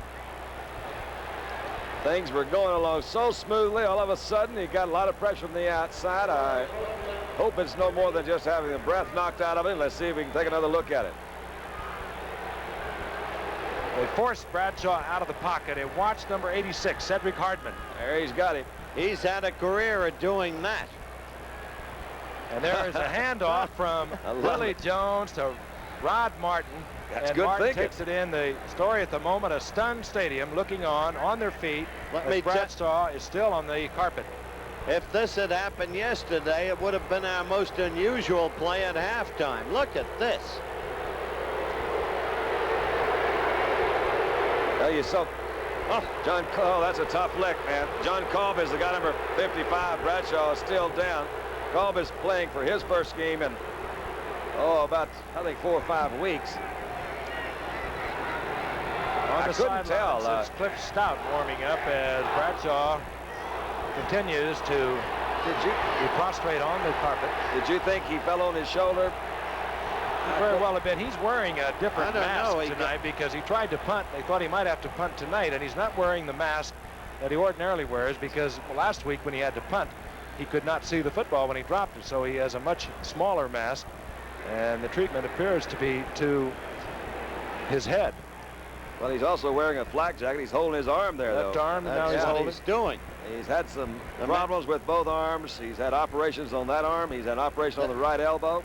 There's a limit to what even this great Steeler team can take in the way of injuries, and certainly there's no way they can lose a Bradshaw. He got hit from the back and from the front simultaneously. Well, it might be his hand or his wrist is what they're holding very gently. And talking to his wife, JoJo, yesterday, she says, I really can't stand to watch him play. He gets so nervous, so upset. And she immediately recalled that really a very potentially severe injury that he suffered a few years ago, I mentioned earlier, in Cleveland when Joe Jones tackled him. She said, I can't take it. Well, he's at least moving his hand. That's a pretty good sign right there. But again, in terms of the game action, this is what Oakland can do to you. And the youngster from Youngstown, following in the footsteps of Ron Jaworski of the Eagles, Cliff Stout will get his shot, and he can play. He's one with the unusual statistic of qualifying for the pension before ever playing it down. Recapping the play. Fumble by Bradshaw, picked up by Willie Jones, lateral to Rod Martin. He rumbled 34 yards for the go-ahead touchdown. Chris Barr puts it through the uprights, and the Raiders lead the Steelers 21-17. Bradshaw's on the bench, and there is Rod Martin, fourth-year man out of USC that actually started tonight in place of an injured Jeff Barnes. That's his first pro touchdown. We'll look again. The pressure coming on the blitz, and then Cedric Hardman, number 86, will sack Bradshaw. Comes Hardman. For so many years with the 49ers was a great pass rusher. Down goes Bradshaw. Does not fall on his left shoulder. No, that appears to be the one that's damaged. The pickup there by Willie Jones, the quick lateral to Rod Martin. Very heads-up play, but that is what has characterized the Oakland Raiders for so many years. Not to mention this hard-charging defensive unit. We'll get word as quickly as we can about the condition of Terry Bradshaw. I wouldn't be surprised to see him back. Terry has a history of leaving ball games and coming back. So let's hope so. We have 3:05, Frank, in the second quarter. Great football game. Chris Barr will kick off for the Oakland Raiders. This is Frank Pollard again in his end zone, and this time he'll bring it out. And Pollard banged at the 15-yard line. Down goes a flag. He was hit high and hit often. That flag came from a referee about 15 or 20 yards away. But, you know, I thought I might have seen a face guard thing just as he was getting ready to go down. Let's wait and see. Terry's going into the dressing room. Seems to be walking all right, but he is still holding that left arm. And the penalty will be walked off against the Oakland Raiders. Offside on the kickoff, face mask on the return. Offsides on the kickoff, face mask on the return. Talking about Pollard from Baylor while we got a moment. Pollard broke a jaw his senior year, didn't play very much, and when the year before, when the Steelers scouts had gone to Baylor, Hawthorne had a very similar experience. He came in as a defensive player, moved to a wingman, then finally played running back for Baylor, broke his hip against Ohio State, third game of his senior year, so they were down looking at Hawthorne, and they noticed Pollard. The guy also didn't play that much. Cliff Stout comes into the ball game. Don already told you he went 56 games, never seeing any action. He came in this year against the Chicago Bears, played well. He was 5 of 8 with 70 yards, had a 9-yard touchdown pass to Franco Harris. 5th-round draft pick in 1977 out of Youngstown State. Hands off to Russell Davis, and Davis pounds out to the 26-yard line for a gain of 4. It'll be 2nd down and 6. Rod Martin made the stop defensively for Oakland. Now they can't make another mistake. Suddenly, Pittsburgh has fallen into the habit of mistakes. The intercept by Hendricks on Bradshaw, then the sack, the fumble. Quickly, Oakland had taken the lead. And that's the way they lost twice to Cincinnati, and nobody knows it better than Chuck Noll. Cliff Stout in a pressure position. The Raiders leading the Steelers 21-17. First pass of the night, fires a complete to Randy Grossman over the middle, and Stout is his first attempt, picks up a first down at the Steelers up to the 35-yard line. You see the crowd react to what they thought was a little bit late interference there from Matt Millen. We're down to the 2-minute warning. Chuck Noll has not been happy with the Steelers this year. Obviously not pleased with tonight. We'll be back in a moment. Introducing an important step ahead. Chevy's new 1981 Special Economy truck. Compared to Toyota's 1980 small-size pickup, Chevy's full-size pickup has more load space. Chevy has a roomier cab. But surprisingly, Chevy has the same EPA mileage estimate as Toyota with an even better highway rating. And with its larger gas tank, Chevy goes further between fill-ups. More load space, roomier cab, equal mileage, longer range. Amazing. Chevy trucks, an important step ahead. When I was a kid working this old gas pump, I never thought I'd be back here telling you that Pennzoil saves gasoline. But now, that same Pennzoil that protects your engine saves you gas. Pennzoil has added gas savings to their regular multi-weight oils, and they've done it at their regular price. That way, more people can afford to save gas. Gas-saving Pennzoil. Quality in every extra mile. Cliff Stout picks up a little intelligence from head coach Chuck Noll. Noll sends Stout back into the lineup, and one of the things that has concerned Noll has been the Steelers sometimes almost going into dreamland, if you will. They get complacent, they get a little blasé, and all of a sudden they cough the ball up. They've fumbled more than any other team in pro football this year, 22 times. They've lost 9 of them. Defensively, they came into tonight with only 9 sacks. However, tonight they have been able to pressure Plunkett. But the turnovers have really hurt them, and they now trail 21-17. 2 minutes remaining in the first half, and the Steelers with their full complement of 3 timeouts, the Raiders with 2. Here comes the blitz. Stout has to get rid of it, and that's what you do with a young, inexperienced quarterback. It was Rod Martin in there defensively, one of the charging Oakland Raiders. 1:55 on the clock. You look at an inexperienced quarterback. He's got a rookie running back and a second-year running back there with him. As you see Rob Martin on the side. Those things hurt because that's the young mistakes in blocking and picking up blocking assignments. That time, somebody's supposed to pick up that linebacker company, and they didn't make it. 2nd down and 10. They stay in the 3-4, but they can bring them all from that defense. Stout back, firing into the hands of Hendricks once again. Pass intended for Smith, and Hendricks has another turnover, and the ball close to midfield, and Oakland will have 2 timeouts, 1:45 remaining in the first half to extend their lead. Oh, boy. Frank couldn't have told you at a better time about the constancy of Pittsburgh mistakes. He was talking primarily about fumbles, and yet this kind of thing has plagued them too. Because in every game, as we take an end zone look that Terry has played, he has had both a touchdown pass and an intercept. Now this is Stout with an intercept that should give Oakland, with any luck, field goal position to add another score before the end of the half. Things that those numbers didn't say about Hendricks, and Stout's never played against him, is that he's 6'7". And Stout could not get it over him. Oakland has the football, midfield. Plunkett on 1st down. Fires for Van Egan. He was well covered, does not hold on to the football. Jack Ham was there along with Donnie Shell. Well, that was an ill-advised play, Frank, because then Jim could have been picked off, and that would have been an easy reverse score. 2nd down and 10. Plunkett's record, 32 of 67 thus far this season. That's the Raiders' Monday night record. They have been the best. Absolutely the best we've had. Even in Houston, when Meredith said we're number 1. Right. 1:40 on the clock. 2nd down, 10. Plunkett again to the air. That's it. Fires complete. Goes out to his running back, Kenny King. Wisely steps out of bounds, stops the clock, but short of the 1st down. Down around the 43-yard line of the Pittsburgh Steelers.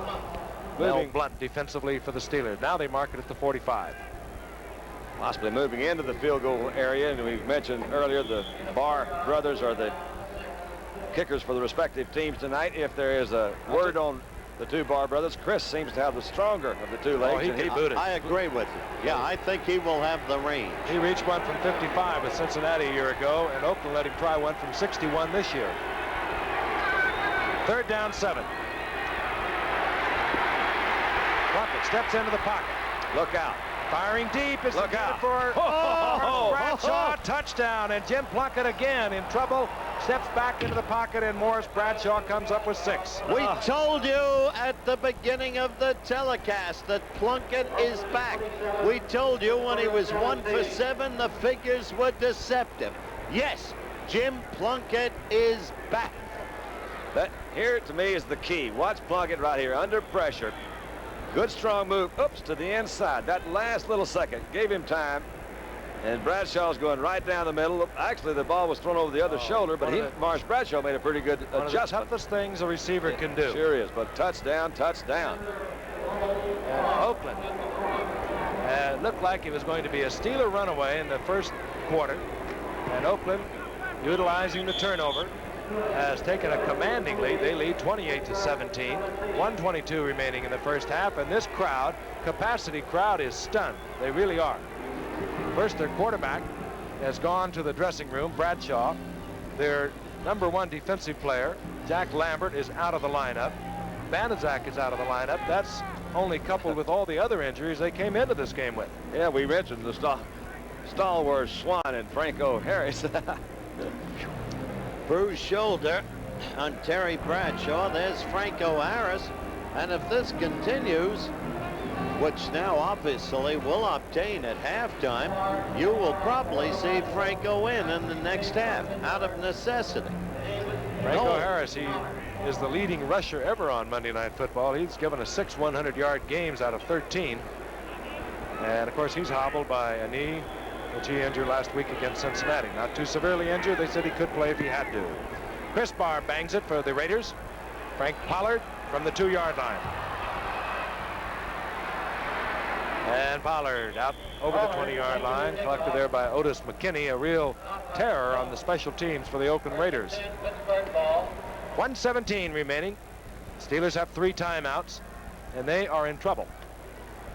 One of the changes you'll see in the offense is that from now, those plays will be called from the sideline.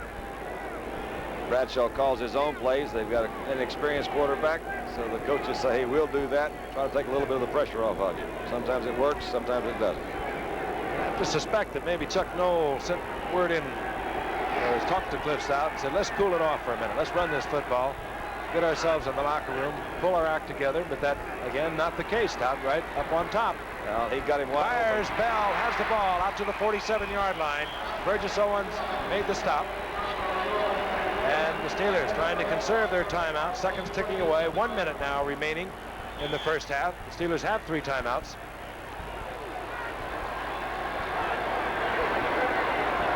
Stout hands off to Russell Davis. Just to make sure that the Oakland Raider defense is thinking that he will run the football. Davis steps out of bounds wisely at the 46-yard line, stops the clock with 48 seconds remaining in the half. Thought he was going to lose yardage behind the line of scrimmage. Then I thought, well, he certainly won't get out of bounds. He eluded about 3 tacklers and not only got out of bounds, but picked up a good solid 7.5, 8 yards. He did both. They're not far from field goal position, but remember, even with a field goal, they will still trail by 8 points. Still, it would be a healthy thing to have. Smith right, 86. Theo Bell out of your shot, bottom of the screen. Randy Grossman is in the slot. Stout has the time, dumps it off to Hawthorne. Hawthorne gets the first down, but the Steelers will have to utilize a timeout, killing the clock with 38 seconds remaining in the half.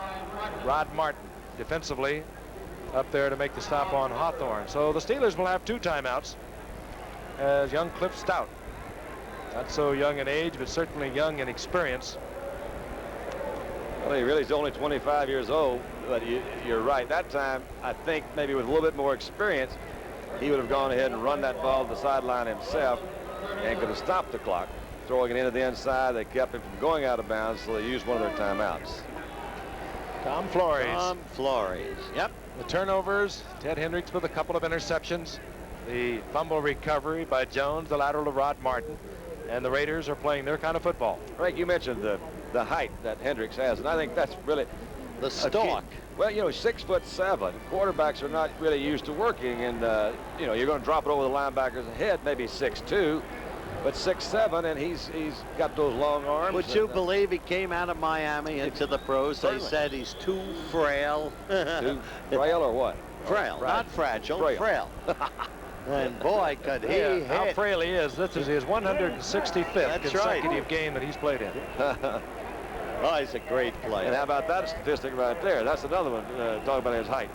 An NFL record. But the night's not over. That's right. He may be playing till 50. No, I don't think so. He's got other plans.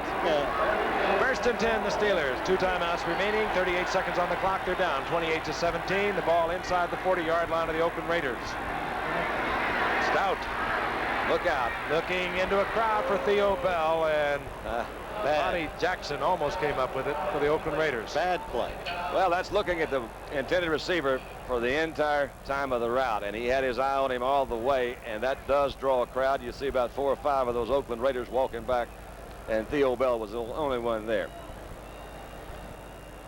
Oakland, of course, in their prevent defense with their extra defensive back end. What would you say, 20 yards they need for a really good attempt at a... No. Okay, 15. That's it, at most. They could even do it with 10. Second down, 10. 32 seconds remaining in the half. Stout dumps it off to Blyer. There it is. Blyer pulls inside the 25 to the 22. Tackled by Ted Hendricks, and immediately time is called by the Steelers. 24 seconds remaining on the clock. They have 1 timeout remaining. Stout moves over to chat once again with Chuck Noll. Now they got it, Giff. They must not give the ball up from their point of view. There can't be a mistake now because clearly they've got field goal range. I think it's more than just a coincidence that a guy named Rocky Blyer happens to show up in a situation like that. You think, well, what's happening? And all of a sudden, here comes number 20, comes trotting out of the backfield or running off tackle or doing something. He seems to wind up at the right place a lot of times. We did his first Monday night game ever, Don. I don't know if you remember, but it's a scene in his movie, Fighting Back, when he comes out for the first time. Nobody ever thought he'd even be on the Steelers. It was a very touching moment in his life. There's a real powwow on the sidelines right there. They're saying, all right, fella, now here's what we're going to do. Can you imagine all the things that are going through his head right now? Backup quarterbacks. He's cool, though, Donnie. He's got a great sense of humor. He really does. Is. And he can really throw the ball, too. I was at it. I tell you, they've got another good one, too. They drafted Mark Malone. I can't believe they got him drafting last. Well, he's the first quarterback the Steelers have taken in the first round. He's a great athlete. This is exactly why Frank and Bradshaw I in 1970. may buy a team. We're not happy with the way these clubs are being run. Isn't that right, Frank? Yes. Better check into your bank account. What about yours? Well, Mark Malone can throw. I was going to combine the two of us. We could buy one player. All right, the ball is at the 22-yard line. 24 seconds remaining in the first half. Raiders leading the Steelers 28-17. The Steelers have 1 timeout. Inside handoff. Hawthorne gets inside the 15 to the 13. Stout wants to use the final timeout with 17 seconds remaining. Not quite sure that he should not have tried to get a play off. But he does not, and he moves over to the sidelines. I remind you about college football coming your way this Saturday right here on ABC. We have a regional doubleheader beginning live at 12 Eastern, and it'll be matching Illinois at Michigan, plus we'll have Dartmouth at Cornell, Missouri at Kansas State, Maryland at Duke, Jackson State at Grambling, Florida State at Memphis State. So check your local listings for the game and the time in your area, and stay tuned for Navy versus Washington, plus of course other regional action. So the 2 key games, Illinois at Michigan and Navy against Washington. And for those of you in the Michigan area planning to attend the Illinois-Michigan game, the start time has been moved from 1 o'clock to 12:30. Cliff Stout chewing the fat with the boys over in the bench. They have no more timeouts. He ripped up a lot of Ron Jaworski's records when he was at Youngstown State. And we know what Jaworski is doing. They have taken over top billing in the Eastern Division of the NFC. That's true, but I think this kid is terrific, Don. I think he's going to be a great quarterback. I haven't seen him play, really very much at all. Well, no one else has either, but I did, as I watched him work out a little bit, and he does have a good strong arm. I always wanted to be that 6'4", weigh about 220, have a good strong arm. Would that be fun? Big, thick calves. Yeah, big, thick calves. That blonde, curly hair. Keep in mind, Steelers have no timeouts. 17 seconds on the clock. Second down and about a yard to go. Ball resting at the 12-yard line. Stout fires, and it's down to the 1-yard line, and Smith tries to put it in the end zone. What an effort. And now they're saying there's some ranting and raving about this one. There will be. Now, how do you like that, Cliff Stout? I like Smith. Did he come through? What a game this is. I'll tell you, that sets up the second half. Oh. Cliff Stout, very cool. He had no timeouts. I'm surprised, really, that Chuck Noll would let him do that. But he found Jim Smith, who's just been spectacular in relief of Stallworth. Stallworth, of course, hurt in the second game of this season. And Smith gets it in the end zone. Touchdown, and out comes Matt Barr. 10 seconds remaining in the half. What an effort by Smith to get that ball on the goal line. That was unbelievable. He went to about 6'8" to get it in there. Barr brings it close. The Steelers now down by 4 as they battle back without their top defensive player, Jack Lambert, without their top quarterback, Terry Bradshaw. Without Stallworth, without Lynn Swan. And on and on. It's unbelievable. Let's just take another look, because I think Frank had a couple of good points. I'm a little surprised they try to play it this close to the line. But I think they'll be talking about this for a long time. Is this a touchdown? You see, he's hit really pretty good. And now the stretch comes. Now the stretch. He says it's over there. I love it. You got to give it to him. That was McKinney. They won't take that one away. No. Second touchdown of the night. 8th for the season. You never had the shot when you played for Schembechler. He didn't throw. What a football game. That guy's got to really be happy. Think what that does for his little state of confidence right now, coming in to try to replace Terry Bradshaw. I love that Stout. I think he's going to be a great one. I really do, Don. Well, it's all happening tonight. Matt Barr put it up on the tee, and it promptly fell off. Yeah, I think he liked it. He said, yeah, oh, that's so much fun. Matt Barr to kick off. 10 seconds remaining in the half. Ira Matthews, Arthur Whittington. And it'll be Whittington from the 12-yard line. And Whittington knuckles under at the 25-yard line. 5 seconds remaining. Randy Grossman down there defensively for the Steelers. Boy, I'll tell you, there's going to be some action in the second half. You can just sense it. I wonder, what is it, 52 points in the first half. We ever had anything like this on Monday night? This could be the highest scoring Monday night game in history. We'll follow it closely. First year, second game, Kansas City 44, Baltimore 24. Then we had an Oakland-Denver game. Then we had a Kansas City game, another Kansas. That's no notes, folks. No notes. Van Egan, left side. As Oakland content to run out the clock, which they do. And a wild and woolly first half ends with the Raiders on top, 28-24. Stick around for this one. It's going to be interesting. Both teams leaving for the locker room. Also stick around for halftime activities. Some of the top plays from the NFL coming your way very shortly. Right now, this message and a word from our local stations. Willie Rawls, utility man. This is who we are and what we do at General Motors. From the top man right down to the bottom man. It just passes right down the line. Everybody pushes for quality. Yeah, the people on the line, they get along very good. They have a lot of interest in the cars. If I go out to buy a car, that's where I go, looking for a General Motors car. Because I'm right there in the plant and I see how they're built, see the quality that goes into them. General Motors, people building transportation to serve people.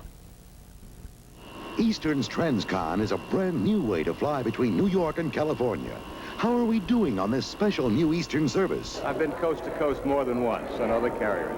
It'll match the best. As the new boy on the block, they're doing a good job. Everybody was friendly, which is very unique on airplanes nowadays. I just think that Eastern's trying hard to please, and they're succeeding. Eastern's Transcon, the newest example of our commitment to personal service. I think it's a great airline. I wasn't paid to say that either, by the way. Now, the Firestone Trax 12 steel-belted radial with deep grooves and biting edges that give you traction when you need it and smooth, quiet running when the turnpike's dry. Traction 12 months a year. The Firestone Trax 12. Best of all, the long-lasting Trax 12 is Firestone's lowest-priced steel-belted white wall radial. Check your paper today for Trax 12 prices. Friday. They're coming from another world. Nothing will be the same. People are being duplicated. All they want is your body. It's happening now. They're coming. Invasion of the body snatchers. Drilling for oil and gas along the Gulf Coast costs big money. That's why you need Milchem. We provide professional drilling fluids planning and tech service reps who care about results. A complete line of solids control equipment and delivery when and where you need it. That's Milchem. After all, we're the leader in patented drilling fluid products and well site technology. How'd your mud check come out on that? The Supreme Court agrees. A lower court ruling will stand, making the St. Mary Parish transient worker law unconstitutional. More on Acadiana Update. This is KATC TV3 Lafayette. We're back live at Three Rivers Stadium. The halftime score in an absolutely spectacular game. Oakland 28, the Steelers 24. Now we go to our new set of halftime features. The most unusual, the most dramatic, the greatest key plays in yesterday's action, as picked by our producer and our director. Tonight's halftime features are being brought to you by Merrill Lynch, whose ability to guide you through the intricacies of investing makes them a very special breed apart. The outstanding quarterback and receiver on the day, both with the Chargers, Dan Fouts, quarterback, Charlie Joyner, wide receiver. The hapless Giants at San Diego. And this was the way the action went. Look at those stats on Fouts. 444 yards on the day and a touchdown pass to Charlie Joyner. 10 receptions, 171 yards on the day. Fouts not only broke his own record for passing, but look at that one right there to John Jefferson. Kellen Winslow, the great young tight end, and Jefferson and Joyner, 100 yards all on the day. The outstanding running back, Earl Campbell of the Houston Oilers, as Houston did away with the Tampa Bay Buccaneers in the Astrodome. Earl had his first 200-yard game ever, and this was his longest run of the day, 28 yards down the left side. There are the stats. Curtis Jordan finally downed him. He was an unstoppable runner all day long.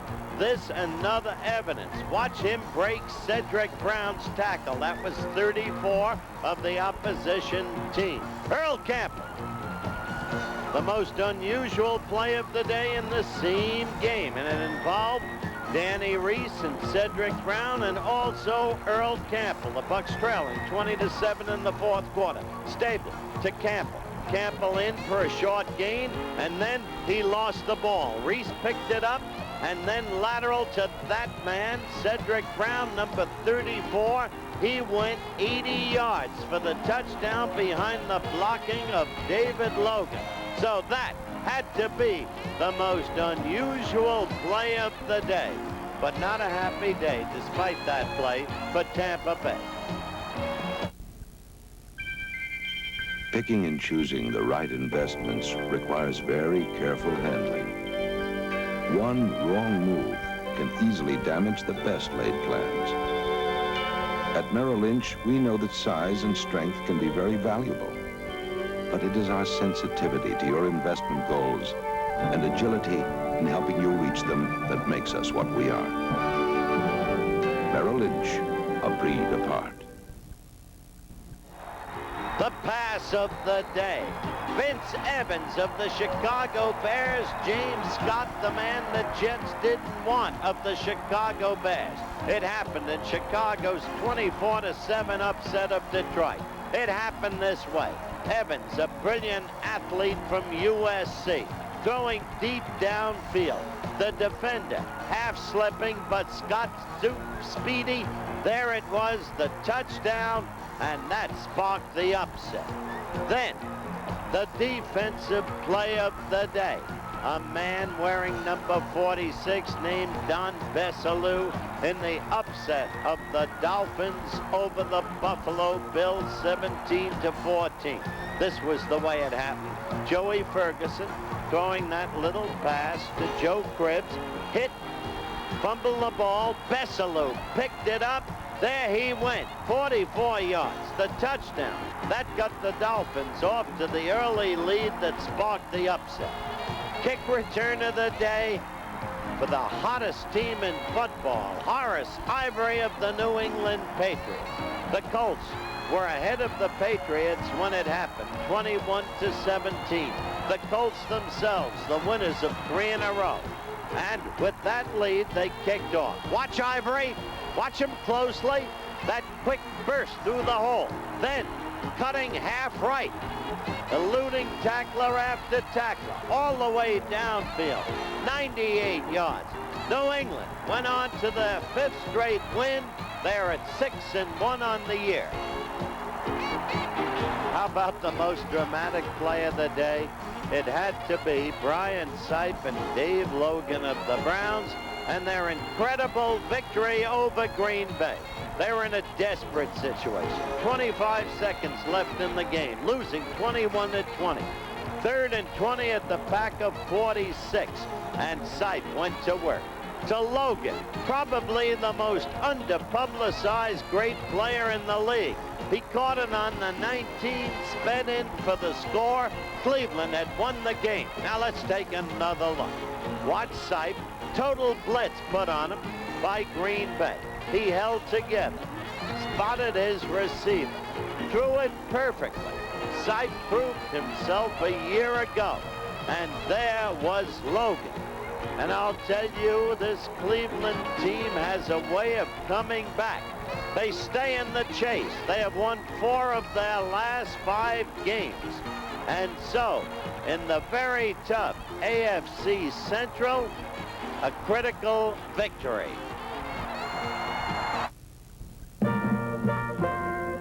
Reaching your financial goal is never as simple as some people would have you believe.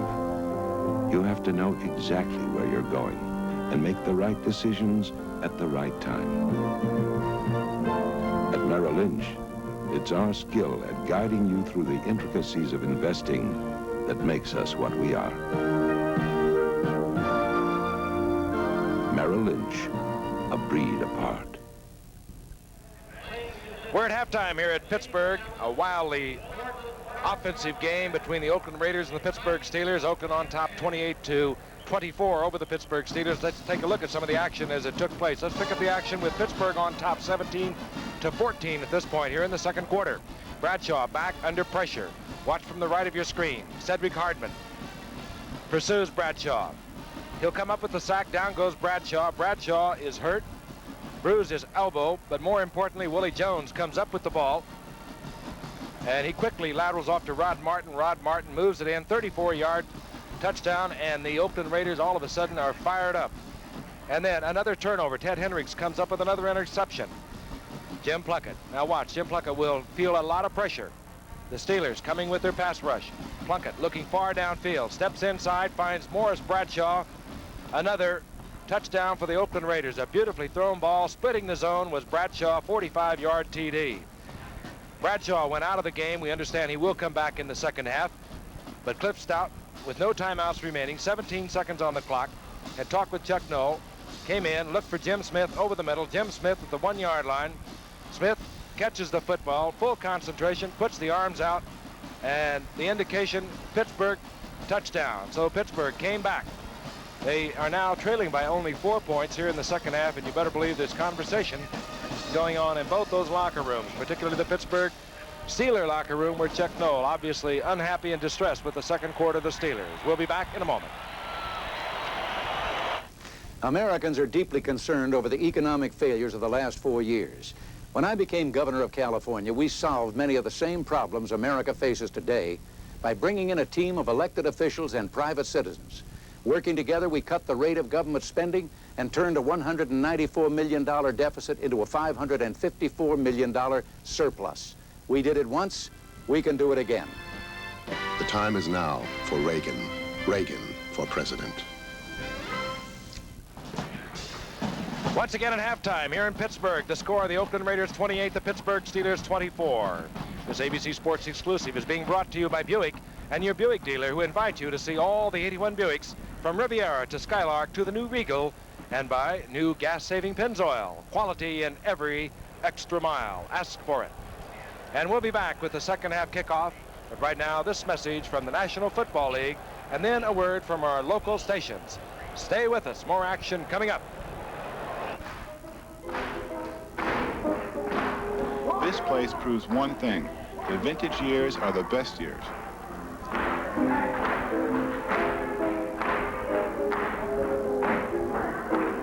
With that kind of spirit, it's no wonder we're the city of champions. I'm Steve Finesse of the Pittsburgh Steelers, and just look around. These are my kind of people.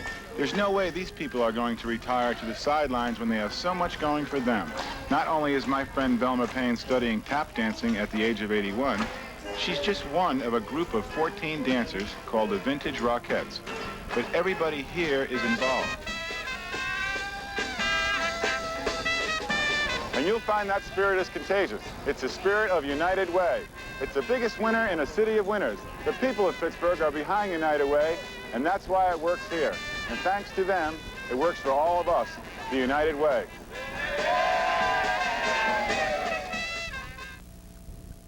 Saturday, it's the season premiere of A Night of Love and Fantasy, when Julie and Gopher fall under the love spell of the Love Boats. Then, on Fantasy Island, Rourke faces the biggest challenge of his career to save Carol Lindley's soul from the devil. It starts at the Port of Iberia, International Moorings and Marine Offshore Construction Division, where your fabrication projects come to life. From the structure, the process piping, to the electrical and instrumentation, precision and skill that reaches offshore, where IMM's experienced hookup and welding crews install to your exact specification. Onshore fabrication and repair, offshore installation, repair, sandblasting, painting, maintenance. It's all there. IMM, total performance. This is us. This is JCPenney. It's JCPenney's at home sale. Save $100 off this MCS Series 35-watt receiver, $100 off this MCS Series 3-way speakers, and $30 off this MCS Series direct drive turntable, $50 off this 19-inch AccuScan color TV during the JCPenney's at home sale, Northgate Mall. This is JCPenney. This is KATC, TV3 Lafayette. Friday, October 31st, the controversial Larry Holmes Muhammad Ali Championship bout, as Larry Holmes silenced the former champion once and for all. Was this the last fight of Ali's career? From the first bell to the final painful aftermath. And live, the WBC World Lightweight Championship. Jim Watt, the pride of Scotland, fights Oklahoma's knockout artist Sean O'Grady. What a fight night. 2 championship bouts Friday, October 31st on ABC. Back at Three River Stadium, and a wild offensive football show. The Pittsburgh Steelers down by 4 to the Oakland Raiders here at halftime. Interestingly enough, this is the most points we have ever had scored in the first half of a Monday night football game. And even more interestingly, Frank, look at the differential in time of possession. Overwhelmingly Pittsburgh. First downs overwhelmingly Pittsburgh, but Oakland, with its opportunism, and apparently Terry Bradshaw will be back, though Cliff Stout was wonderful in driving the Steelers to a touchdown as the first half ended. That brought them right back into the thick of things. Interestingly enough, Oakland has taken advantage of every opportunity given to them by Pittsburgh via the turnovers that have plagued the Steelers all season long. Gift set to go for the second half. Matt Barr will kick off for the Steelers. Ira Matthews is deep, number 43, along with Arthur Whittington. Steelers 4-2 on this young season. If they lose tonight, they fall into a tie with Cleveland and Houston. The Raiders, a win tonight puts them 1 game behind San Diego in their division, and this is Matthews. Matthews out to the 25-yard line, popped there by Calvin Sweeney. Oakland's first possession. At the beginning of the first half, Pittsburgh took the ball the length of the field to put the first points on the scoreboard. It looked like a Pittsburgh Steeler runaway. And then a couple of turnovers, 2 interceptions by Ted Hendricks. And that really takes care of the time of possession because Oakland struck quickly after both of those. They also scored on a sack of Bradshaw, a fumble, and a lateral from Willie Jones to Rod Martin. There's Cliff Stout, who came in, took the Steelers the length of the field, picked up a touchdown with 17 seconds remaining to bring the Steelers to within 4. Plunkett's the quarterback to setbacks. Van Egan 30, Kenny King 33. On first down, Plunkett immediately to the air. Fires and is complete to the tight end, Raymond Chester, out close to the 29-yard line.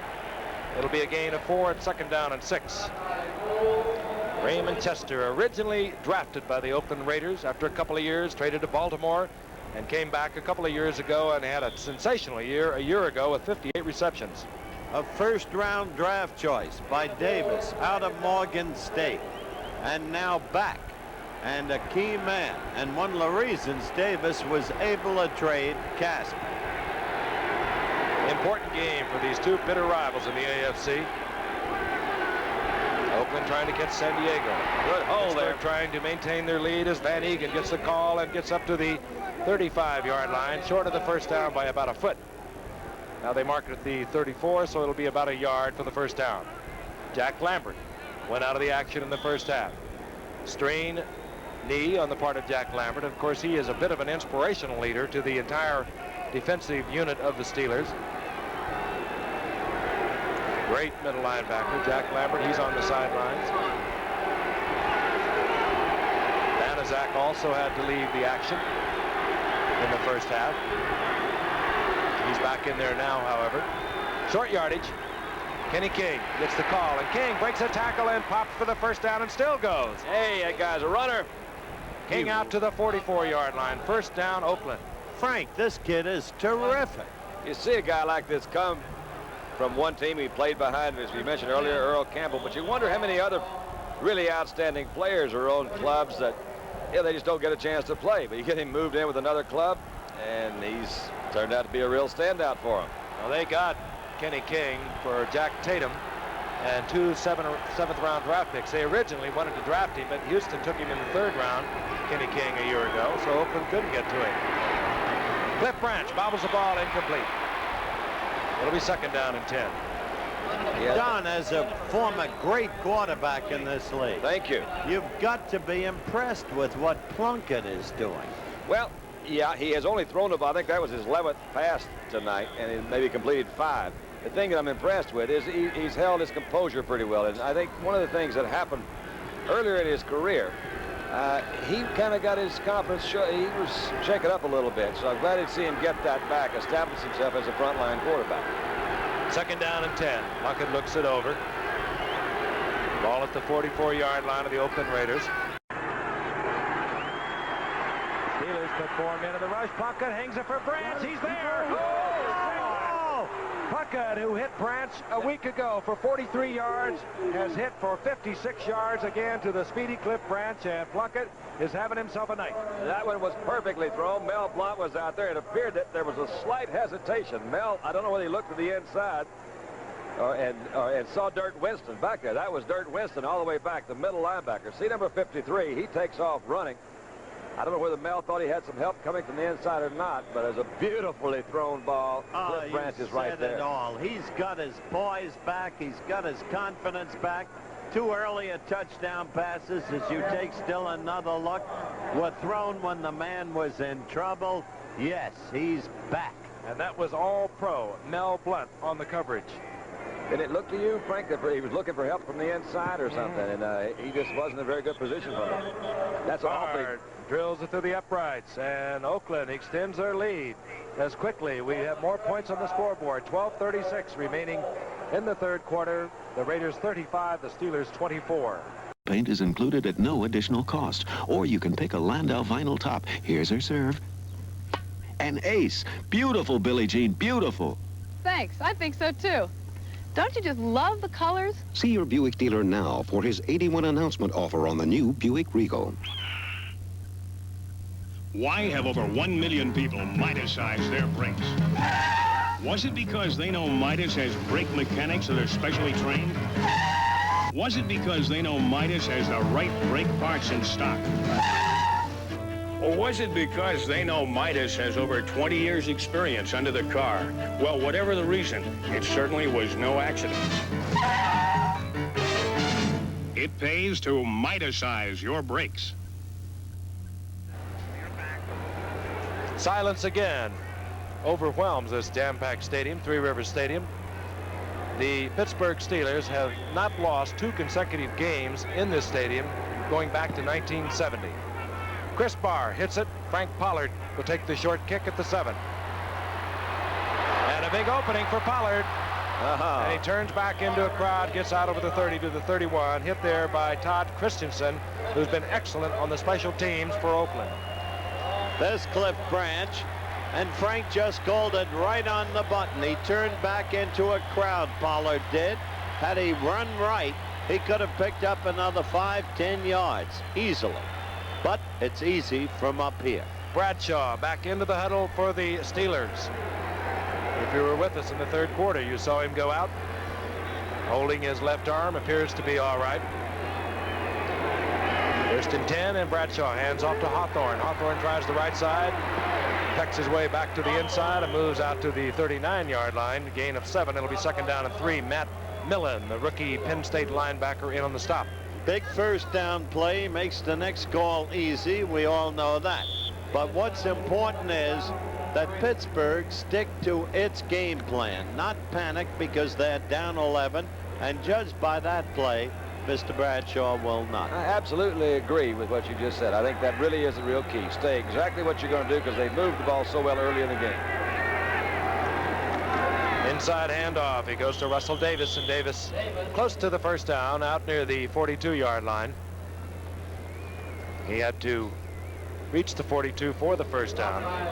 Russell Davis, of course, in the lineup tonight because Franco Harris had a slight injury to his knee last week against Cincinnati. They say he could play if he had to. We doubt if we will see him. We did not see him in the 1st half. 1st down indicated for the Steelers, also not playing tonight. Lynn Swan, Dave Stallworth, and a host of other Steelers. And it's beginning to sprinkle a little here. Very cool night in Pittsburgh. Temperature at game time a little above 40 degrees. It was expected to go around in the low 30s. 1st and 10, the Steelers, their own 42-yard line. Look out. Bradshaw wisely drops to the turf. Rod Martin on the blitz against Bradshaw. He was in there. Also, the safety coming in was Mike Davis, number 36. All right, look to the outside. Now, you've got Hawthorne, number 27. He's supposed to check the outside linebacker before he goes on that route. Nobody looked to the outside. His little saw that guy a little jump up and fake like he's going to block, but he never looked to the outside. Quarterbacks you have long talks with those blocking backs. And look, guys, there ain't no way you're going to get a pass thrown to you with me laying down. Loss of 8. It'll be 2nd down and 18. 3rd sack of the night for the Oakland Raiders against the Steelers. They're picking their times when to blitz, and they're picking them very well. On 2nd down and long, Bradshaw over the middle to Hawthorne. Hawthorne trying to get to the outside, and he runs into Mike Davis, who makes the stop up at the 47-yard line, where it'll be 3rd down and 8. Well, I'll tell you, Russell Davis made a great block in there, but it still wasn't enough to spring Hawthorne loose to the point where he might have gotten enough yardage for the 1st down. Now they marked the ball at the 42, so that will make it 3rd down and 9. We talk about all the injuries for the Steelers. The Oakland Raiders defensively, they have lost their key free safety man, Charles Phillips. He's out with knee surgery. They've lost Monty Johnson, the fine linebacker, Bob Nelson, so they're playing with a lot of regulars on the sideline. Bradshaw on 3rd and long. Fires incomplete. Calvin Sweeney has the 1st down at the 40-yard line. Lester Hayes made the stop. It obviously wasn't his right arm that he hurt. No, it obviously wasn't. Just really a drilled pass. This thing is really going. Smith goes straight down, not any finesse at all. That's just knowing, having a confidence. Man, that's Calvin Sweeney. I'm sorry. And a 4th-round draft choice, and a guy who apparently wouldn't make the team, but did, and wisely used there by Bradshaw when everybody was looking for another receiver. Actually, they had cut him. Cut him, yeah, cut him and brought him back. That's right. On 1st and 10. Rocky Blyer. Big opening at Blyer to the 38-yard line, and a flag is down. And Blyer has picked up 7 yards, but there is a flag down. Randy McClanahan in on the stop. And marked off against the Steelers, the holding indication. Referee Pat Haggerty tonight with his crew. If that's Webster again, that would be 4. And I think he's going to have some serious talk. I would think. They continue to make the key mistake, which is not the championship Holding, team. number 52, It was. Webster is going for a league record. That's 4 on Webster tonight. Now, right there is probably the story of this game. Give Oakland all the credit in the world. Plunkett all the credit in the world. Give them all the opportunism in the world, but Pittsburgh mistakes dominate. I'll tell you, the guy that Webster's working against is not Pear. Reggie Kinlaw has been in there through most of the night, and he is giving Mike Webster fits. Anytime a man gets called that many times for holding, he's having his problems. On 1st and 20. Screen, Randy Grossman. Good move. And Grossman gets back to the original line of scrimmage, the 40-yard line, up into there by Mike Davis. Well, that was a very important down. They got back exactly the kind of yardage they needed on that down, Dandy, as you well know. Yeah, you see that kind of thing happen quite a bit. You say, okay, I lost 10, let me have 10 back, and I'll spot you 1 down. I've still just got 10 to go. You can do a lot more things looking for 10 than you can for 20. Well, that's bright, isn't it? I figured that out all by myself. There's Flores. Came in last year replacing the legendary John Madden. Yes, sir. Had a 9-7 season. Used to quarterback these Oakland Raiders. 2nd and 10. Blyer, single setback. Bradshaw looking for Smith and is batted away. Almost intercepted. Almost picked off by Lester Hayes. I believe it was Matt Millen who got a hand on it. Or big John Matusak, who is also, like the Stork over there, Ted Hendricks. Matusak is even bigger. He's 6'8". Matusak is simply, when he plays the way he can play, not human. Not human? Bigger, stronger than Gifford in his prime. Certainly bigger, certainly stronger, certainly in his prime. There he is, out of Tampa. First player picked in the 73 draft. Bradshaw looking over a 3rd and 10. 3 wide receivers. Calvin Sweeney is back in the lineup for the Steelers. Bradshaw wants Smith. He has him. First down. So tough to stop that pattern when these outside receivers have the speed they do. You saw Smith really just stop, turn around. That takes a lot of good timing with that quarterback, and that's what he did. Nothing fancy, but see this little burst to the outside. I'm going to go deep. No, I'm going to stop, turn around right here. That's awfully tough on a defensive cornerback to cover. Particularly when, under the new rules that came into effect in '77, once that receiver gets 5 yards downfield, you can't touch him. That rule did what I guess they wanted to do. It sure has opened up the passing game and put a lot more points on the board. Give you some numbers on that in a little bit. Just been incredible. Crowd of 54,000 watching. 1st and 10. Ball inside the 26-yard line of the Oakland Raiders. Bradshaw with play action, throws it up for Theo Bell. He does not hold on. Oh, dangerous throw done. Double coverage, right in the middle of it. Dangerous throw. Well, but let's give old, you know, I can't get. Somebody made a real good move coming back in there to fill in on that deep safety. The ball was thrown right on line. Theo Bell, it was a quick throw. You mentioned a little play action fake on the inside. That's Aaron Matthews right there, but number 44, Burgess Owens, coming over from the safety. He's the guy that made the big jump and knocked it away. Interesting to see Burgess Owens in an Oakland uniform. Shows what coaching can do. A #1 draft choice for the New York Jets. Through all the years, they said he didn't measure up. But with this club, a great athlete, he more than measures up. 2nd down 10. Here comes the blitz, and Bradshaw drops the football and has to fall on it back at the 32. It'll be 3rd down and 16. Oh, that's bad. Trying to make that handoff with the left hand. That we don't know exactly what injury that was, but it was to his left hand, left elbow, or something. And it appeared he made that fake, try to hold the ball with just that one hand. So whether it was his left hand or shoulder or arm, whatever it was, I think that might have caused the fumble. Ball back at the 32-yard line. Raiders came right out here in the 3rd quarter. Plunkett to Branch. 56-yard touchdown. They now lead by 11 points. 3rd and 16. Terry changing things off at the line of scrimmage. And a flag has gone down. The Pittsburgh Steelers have used too much timeout, and I'll tell you, Chuck Noll must be about ready to... He got to be. ...give up on the whole show. It's unbelievable.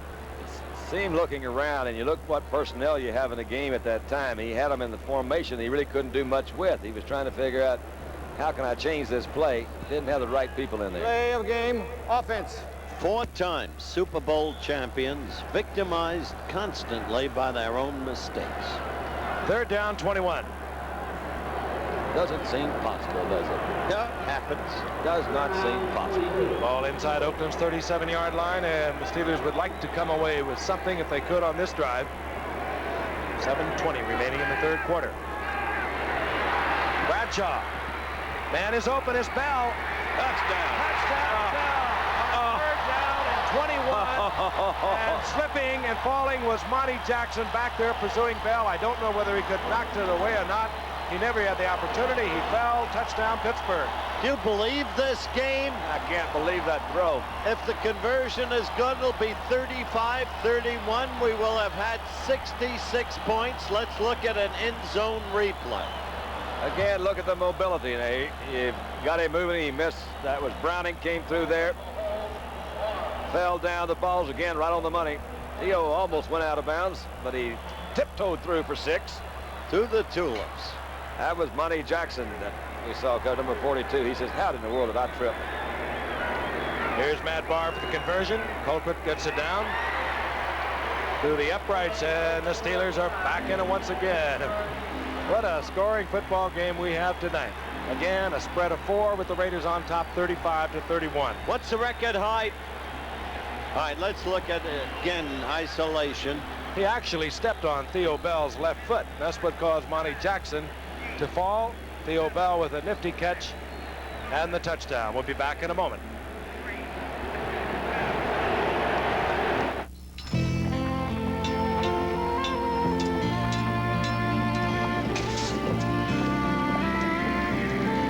This ranch doesn't run without horses, and the horses don't run without you. Oh, he's a sweetheart. But when you've hammered out another day's work, you meet up with Miller Time. If you got the time. Time for the best tasting beer you can find. We got the beer. America's quality beer since 1855, Miller High Life.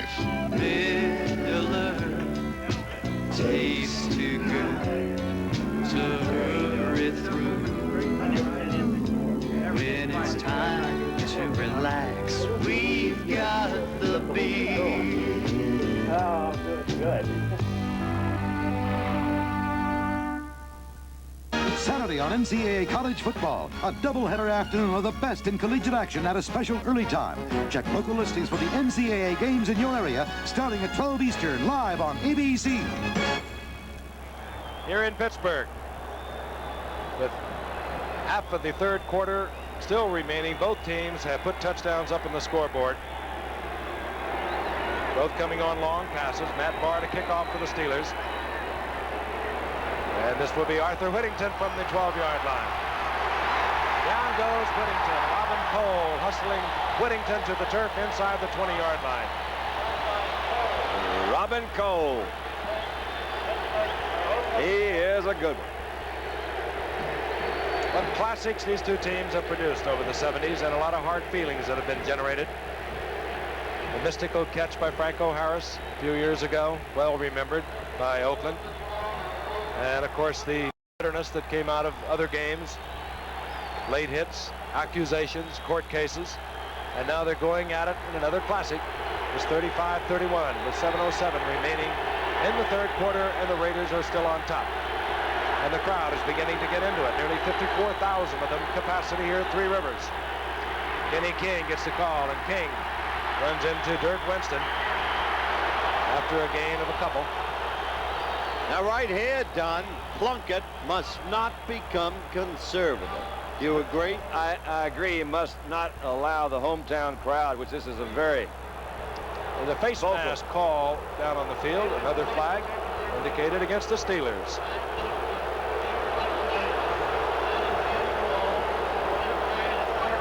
Here's the call, referee Pat Haggerty. Big break right there. Face mask, number 59, defense. Jack Ham. He won't get that call very often. One of the best in the business. Automatic first out at the 28-yard line. They got the hammer last week against Cincinnati on another mistake you won't see him make very often, not covering a back coming out of the backfield. They got him for a touchdown. Crowd now rising to its feet, chanting defense. Kenny King, right side, finds an opening, and King makes a little something out of nothing, moving up close to the 35-yard line before Dennis Winston is able to pull him down. It'll be 2nd down and 4. Big first down play, just what you want to accomplish. You're right. Pete Johnson beat Jack Ham, and Jack will never forgive himself last week. Well, he's made so many outstanding plays. I think it's almost the big surprise that, you know, you usually can always count on him being there, and he was not there a couple of times last week. Bob Chandler splits right for Jim Plunkett on the 2nd down 4. Inside handoff, Van Egan powers forward. It looks like he might have the first down out close to the 39-yard line. I'll remind you, tonight after your local news, ABC News Nightline examines growing concern in Atlanta and Buffalo over ration murders that have plagued the black communities in both cities. Later tonight, over local news on ABC Nightline. At the 39-yard line, the Oakland Raiders up to the line of scrimmage. Cliff Branch to the left, Chandler to the right. Wide receivers for the Raiders. Plunkett looking for Chandler. He's covered. He turns off and gets to Branch, complete. Good move by Plunkett. That is cool. I love the way he's handling himself. Call it a lot of things, but mainly it's concentration. Don't lose your concentration. You know what you can do. He was trying to go to Chandler to the outside. It was well covered. Then you know where your next guy is. Just turn and hit him. He went back to Branch. That's a good move. Had the protection, looked right, turned left, threw left. Beautiful. That's exactly what I saw. 2nd down, call it a long 2. They mark it at the 47-yard line. The way Meredith did it, the way no one else could. That's right. Jim Plunkett making his first start in 3 years last week against San Diego after Dan Pastorini had suffered the broken leg the previous week. Hands off to Van Egan, and Van Egan pulls up close to midfield, and it looks like another Oakland first down. Now they're beginning to control the ball, which that is a little different. They were way behind in possession of time in the first half, and now they're beginning to grind it out, working on the clock. 4:40, and the clock is moving here in the 3rd quarter. That's the thing about this Oakland team. You just can't give them a shot. They're opportunists. Ball resting right at midfield. The crowd continues to chant defense. Play action by Plunkett. Running backs to the right. Tries to get a man. Single coverage and fires complete. Inside the 40-yard line, Raymond Chester. I love the way he's calling these plays, Don. He took the time again to let Chester clear. He was hit right between the two. There was pretty good coverage back there, but Chester had time, and Plunkett both had time to move in between those little zones, and got him a good first down. Document that story once again. He came up Heisman Award winner, #1 draft pick in the entire NFL, 4 great seasons. New England traded for 3 number 1s to San Francisco, couldn't make it there, cut loose in 77. Oakland picked him up in 78. He did not play at all in 78 with Jim Plunkett. Played a little bit in 79 as he hands off to Van Egan. Van Egan struggles, bobbles the ball. This is Robin Cole. Oh! And the Steelers get their own turnover. That's the break they needed. Robin Cole, tough against the run, and 3 Steelers are slow getting up at the line of scrimmage. Let's just say, I don't know what happens, so let's just watch it. That was Robin Cole missing the tackle. Van Egan gives the ball up, and Cole, who had missed the tackle, came up with it. That was Plunkett that kind of slowed him down a little bit. Cliff Branch makes the tackle. So now the Steelers, they're down by 4 points. They have the ball. They're in Oakland Raider territory at the 49-yard line, and we'll be back in Pittsburgh in a moment. The 3 best-selling small-size pickups in America. They may seem alike, but check the facts. There's a big difference. Fact, 1980 Chevy LUV with standard transmission has better mileage ratings than 1980 Toyota or Datsun. 25 EPA estimated MPG, 35 highway. Fact, Love's cargo box is longer than Toyota or Datsun, and you'll be impressed with Love's big 1,635-pound payload capacity, too. Tough little Chevy Love. It's big where it counts, and that's a fact. Chevy Love, built to stay tough. In business, you've got enough problems. That's why I've got a Lanier no-problem typewriter. Now, no problem with my letters. It's letter perfect. No problem with math. It figures. No problem sorting records. It files and never forgets. Even does line drawing. In business, it's nice to have no problems. It's nice to have a Lanier no-problem typewriter. Lanier, it does more than just type. Tuesday on Heart to Heart, Jonathan's past catches up to him, and it could cost him his life. Frank Gifford along with Howard Cosell and Don Meredith in a wild and woolly football game from Three Rivers Stadium, Pittsburgh, Pennsylvania, and nothing new about that. We anticipated it. Whenever these teams get together, as they have over the past decade, it's been something special. Steelers, Robin Cole's recovery of a Van Egan fumble, have the football, 49-yard line of the Raiders. Bradshaw under pressure, and down he goes again, the safety blitz. It was Mike Davis. Bradshaw down all the way back at his own 44-yard line, a loss of 7. Frank and I saw Mike Davis and Lester Hayes come up. We sat with Al Davis, and he said, I've got two of the best young defensive backs you'll ever see. Here's the replay. We'll continue the story. Don Coldwell. Well, I don't think I can wait to hear the story. Go on with it. We seem kind of slip. Well, what happened? Right there, you'll see Mike Davis come in and execute the sack. And Davis explained to us then, you'll remember, Frank, we had Willie Brown, we had Atkinson, we had Tatum. We couldn't break in the young ones. Now we can, and so they have. Second down, 16. Bradshaw, screen pass. Benny Cunningham. Good screen in front of Cunningham, and a flag goes down as Cunningham goes down at the 40. That could be another holding penalty against Pittsburgh. It's unbelievable. Well, this is going to be no. Personal foul is going to go against Oakland. That Cedric Hardman was the guy they were having some words with back there. But I didn't. Now the crowd loves it. Eats it up. Bradshaw hurt again. Personal foul, 86. Look at holding the left hand, Giff. That's the arm that he was holding when he left the game in the second quarter. And the personal foul was Cedric Hardman. Defensively for the Oakland Raiders, the first down is at the 25-yard line of the Oakland Raiders, and out trots Cliff Stout.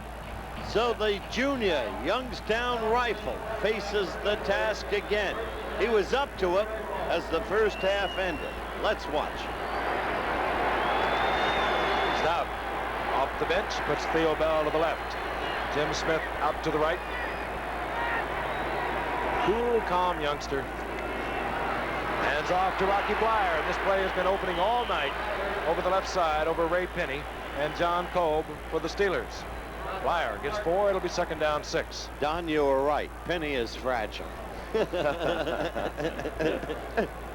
Blyer comes out, and in comes Greg Hawthorne. Ball marked close to the 20-yard line. Cliff Stout, of course, as Don mentioned earlier, qualified for the NFL pension and had never been in a moments of play. And again, Bradshaw's shoulder is being treated on the sidelines. Stout remains in the game. Second down 6. Hawthorne pounds for a first down inside the 15-yard line. Ted Hendricks on the stop. Good tough running that time. Pulled out in front, just went for it. Had a good lead block by Rocky Blyer out in front. Here comes Bradshaw back into the lineup. Bradshaw is unbelievable. His courage, his strength. But now I understand why Bell beat SMU. Cliff Stout must come out and say, hey, man, I'm doing all right out there. Yeah. Give me a break. Ball inside the 15-yard line. Minute 30 remaining in the third quarter. Raiders on top, 35-31. Bradshaw puts his two wide men to the left side. Reverse inside to Smith. No. I believe it was Smith, and I believe that play was designed to go outside, not inside. I think it's one they just made up out there. I think whatever was designed to be proved to be a catastrophe. I'll tell you, Matuzak fell on top of Jim Smith, and Matuzak is right up there where you can't weigh him except the ice house. He goes about 285. Boy, that's a lot of men. Came up with Houston, remember, #1 draft pick? That's right. Signed with the WFL, and they court sent him back to Houston. They shuffled him to Kansas City, went to Washington. They cut him, and the Raiders got him as a free agent. Look at that figure on first downs, and the Steelers are behind. Loss of 1, 2nd and 11. Bradshaw, a lot of time. Overthrows Bell in the end zone, but he was well covered, picked up there by Monty Jackson. Good defensive coverage all around. Just didn't have anybody open. I think Terry may have thrown that one away as much as anything. So he'll have a 3rd down and 11. A field goal would help, but it's not what they wanted. Steelers, I think, lead the league in their 3rd down conversion attempts, yes. Yeah. I only thought they did, till now I know they do. Yeah, it's close. 3rd and 11. Alvin Sweeney goes out to the right by Bradshaw. Jim Smith is in the slot. Up at the top of your screen, the other wide receiver is Bell. Going in the corner of the end zone, and there is almost caught down there by Bell. Monty Jackson just turned around in time to see it. Bell looked like he's trying to do one of those things. I'm not going to let you know that ball's coming this direction. I'm not going to make any moves right at the last. Let's just see him. He said, wait a minute. Here we go. Johnson said, I've seen this song before. This time I'm not stepping on your feet. But look how Bell goes up for that ball. Almost made a great catch. Would have been out of bounds, though, I think, anyway. All right, 4th down. We see Matt Barr. 32-yard attempt. The holder is Colquitt. The center is Mike Webster. Matt has had some tough problems of late. Hit the goal post a couple times and barely missed one. And I think he just missed another. Matt Barr got it. Drills it through the uprights. That's close. That is his 12th field goal out of 12 attempts from inside the 30. Steelers draw to within 1. This is the view from Olympus. Olympus OM2. Top of the line. Top of a new world of single lens reflexes. Hold it. Focus and fire it. State of the art. Total sophistication of electronics. Total simplicity of use. Camera of professionals. Of people who take no less than excellence. Take no pictures less than great. Olympus OM2. Excellence by design. The time has come for many of us to join the move toward efficiency and part with the old family bus. If you belong to this practical group, we'd like to suggest that while you may be moving down somewhat in size, you could move up a good deal in luxury. The Buick Century Sedan, our elegant, roomy, affordable V6-powered little limousine. If you're going to move up. Our little limousine, the Century Sedan, one of the V6 Buicks. The aerial artillery will explode Sunday when the Chargers and the Cowboys battle on a special Sunday edition of NFL action on ABC. 19 seconds remaining in the 3rd quarter, and the Steelers have drawn to within 1. The Raiders 35, the Steelers 34. Matt Barr to kick off. Deep will be Matthews, 43, Whittington, 22. And it will be Ira Matthews, a second-year man out of Wisconsin, trying to turn the corner. Out of bounds. Turns the corner and steps out of bounds out of the 17-yard line. So the Oakland Raiders will begin deep in their own territory. He's hit Cole, and boy, I'll tell you, he is a tough man against the run. Easy to second guess, Frank, but I didn't like the sequence of calls, the play selection on the last Pittsburgh series of downs. Don, I don't see where they just don't use the tight end enough. And I've sent word to the bench. I want Chuck Noll up here right now, and I want you to talk to him about that. Well, they have not thrown to him. We talked about it earlier. They have not used the tight ends except for the screens tonight, really that much. Not only that, but Chuck will listen. I know he will. Puckett looks over the defense as the crowd chants defense. Puckett hands off to Arthur Whittington. Oh, and Whittington is drilled by Donnie Shell. My gosh. And that is a typical Donnie Shell tackle, and that ends the 3rd quarter. The score, the Raiders 35, the Steelers 34. We'll return for the 4th quarter in just a moment. I looked for trouble and I found it, son. Thursday, it's Waylon Jennings. The celebrated country legend makes a rare television appearance in his first special. Let's go to look at my Texas. Join James Garner and Jesse Coulter on Waylon.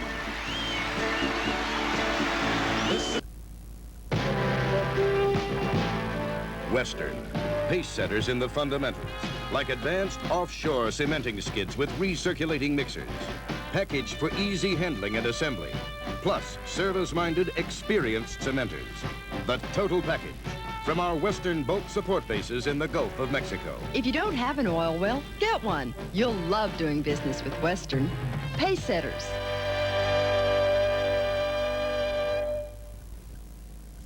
Profile, the Bob Fournette Company.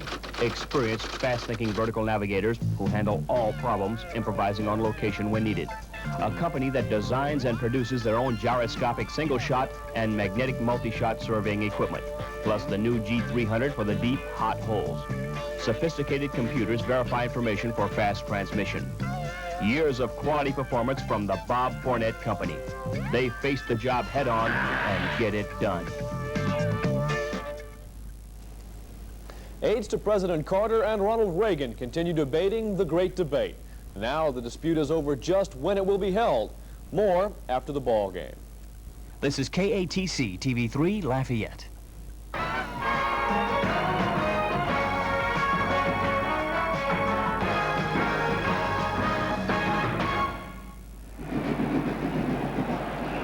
Three River Stadium, we begin the fourth quarter. 35-34, the Raiders over the Steelers. Raiders have the football, second down and 10. Ball at the 18-yard line. Tim Plunkett, who has been brilliant tonight, brings the Oakland Raiders up. Under pressure, Plunkett gets it off the tight end, Raymond Chester, and he has another Oakland first down out at the 29-yard line. Now there's a guy who uses his tight end. He certainly does. And that first play, last play of the third quarter, you saw Donnie Shell come up and make a really good stop. Again, they get these defensive players aroused. And look there, what we've got coming up next Sunday in Dallas, Texas. You talk about a shootout. We're going to have one next Sunday with the San Diego Chargers, with Fouts Company and the old Cowboys there. With Fouts well and with Danny White well. What a game. Oakland first down, their own 29-yard line. Van Egan gets the call, and Van Egan breaks the tackle and pops out over the 30 to the 33. A gain of 3. It'll be second down and 7. Let's take a look at the third quarter stats. Big play game tonight. Look at the differential in first downs. Rushing yards pretty even. Passing yards overwhelmingly Steelers. Total yards Steelers. Time of possession Steelers. But the opportunistic Oakland team with a resurgent Plunkett leads by 1. Second down, 6. Ball at the 33-yard line.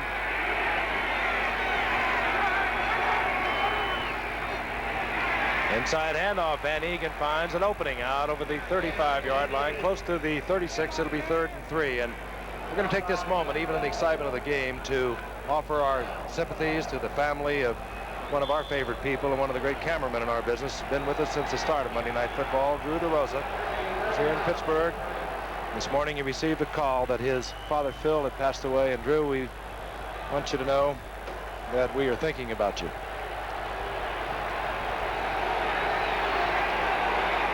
Third down, 3.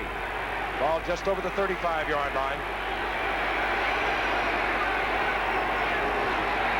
Plunkett, good protection. Fires and it's complete. Cliff Branch has another first down out close to midfield. They'll mark it around the 48. I just can't express enough admiration and respect for Jim Plunkett. Frank has told you twice tonight, detailed his personal history. As we look again, Don? He's getting pretty good protection. Earlier part of the game, we saw a little more pressure, but again, Jim steps up in here, throws kind of a comeback pass to Branch. We've seen Branch do this before. He's right on time and picked him up a first down. Pride and poise, we Viewbank used to say, and Al Davis always says, and this is what Plunkett has been tonight. On first down, Plunkett will put it in the air again. Under pressure, and he goes to Branch again. Branch has another first down. He's down to the 38-yard line, stopping the clock with 12-10 in the fourth quarter. It's a play like that that will make them think again about the blitz. You saw him come that time. They picked up the linebackers that were coming, and once again he worked to Branch, this time to the outside. Don, he is running an aggressive game at a time when one would think a man might be conservative. It's a great performance by Plunkett. Branch out to the left once again. Bob Chandler splits to the right. Plunkett mixing it up and sends Mark Egan up the middle. Inside the 35, close to the 34. A gain of a couple will be second down and 8. And he is calling a very heady game. Hey, what he's doing, he's keeping the Steelers honest with that pop up the middle. They can't totally disregard the run because they never know when he's going to put Van Egan or King between the tackles. So they have to play it a little conservative, does the Steeler defense. Arthur Whittington, the speedster. The speedster set back for the Oakland Raiders. Checks in. He wears number 22. Now Chandler and Branch are both aligned, as you see, to the right. Bottom of your screen is Chandler. In the slot is Cliff Branch. Plunkett feels the pressure. Oh, what a pass! Under tremendous blitzing pressure. It caused man-on-man coverage, and Cliff Branch was there, and Plunkett put it to him. Oh, now that is lovely. I'll tell you, I don't believe the way this man has played today. That was really lovely. Maximum pressure, had people all over him, threw the ball, and again, the ball could have been thrown much better. Cliff Branch, with his speed, had a step or two behind. Let's look at it again. Van Egan's going to pick up a block in here. That's really important. But they didn't pick them all up, and you saw him get hit by Robin Cole, number 56, just as he released it. One step on Donnie Shell, and you got 6 points. And what's beautiful about this is the human drama, because it shows what the human spirit can do. And Jim Plunkett typifies it. It's a great, great performance. Let's go back once again. I said it earlier in '78 when Plunkett had been released by the 49ers. He was signed by the Raiders. They told him, we don't expect you to play a lot. You just spend a year, which he did without playing one moment in '78. He spent the entire year just getting the confidence back that he had lost. Good concentration by Cliff Branch there. And as you always do, you get a one-on-one situation with the blitz. Plunkett was able to read it, stayed cool, delivered to Branch, who had beaten Donnie Shell. Will be back. Copier companies have been introducing small copiers with a very interesting claim. It's just as good as a Xerox. It's just as good as a Xerox. Then one day... this compact copier is very versatile. It even copies on your own letterhead.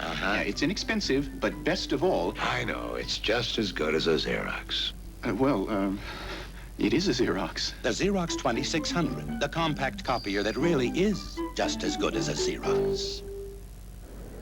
Of all 1,800 life insurance companies in America, which company is giving 1 million permanent policy owners the chance to get more out of life? With an unprecedented decision to offer them $4 billion extra coverage with no increase in policy premiums. If this leadership and innovation is what you've been looking for, why not join the company that stands apart? Northwestern Mutual Life. Northwestern Mutual Life, the usually quiet company. The stats on the night as we look at the scoring drive, the touchdown. Plunkett 12 of 20, 245 yards, 3 touchdowns, maybe more important, no interceptions. Chris Barr kicks off. Pollard will take it at the 3 for the Steelers. Look out. Pollard tries to turn it around, and that's a mistake. Gets to the 12-yard line, nailed there. They'll mark it around the 13. Rich Martini down there defensively for Oakland. Made his original mistake when he caught the ball. Should have let it go in, touch it down. Unless you can get back to the 20 and past it, don't take the football. And the next mistake, he let his blocking run away from him, and the other guys got through there. He didn't keep up with the blockers. Set to go in a seesaw battle. The Steelers now, throughout much of the game, having to play catch-up. They've been able to do that. Bradshaw stays in the lineup on 1st and 10. Ball at the Pittsburgh Steelers 18. The handoff to Hawthorne, and Hawthorne runs into Rod Martin, and there will be a loss on the play back to the 10. A loss of 3. Oakland And if you saw their game a week ago against San Diego, you know, in the second half, defensively, they really came to life. They really poured it in on Dan Fouts. They sacked him 7 times as they took that ball game from San Diego. And on the sidelines, you know, a man who would love to be in there is Franco Harris. Damaged his knee last week somewhat against Cincinnati. They decided they'd hold him out of tonight's action. And if they lose tonight, the Steelers, they're tied with Houston and Cleveland. Bradshaw, 2nd and 14, fires out complete. Goes out to Jim Smith. He's just short of the first down. Terry got hit pretty good again on that, and I believe he's going to have to come out again. Good Lord. This is his right arm this time. How much can he take? Yep, holding the right hand, the passing hand.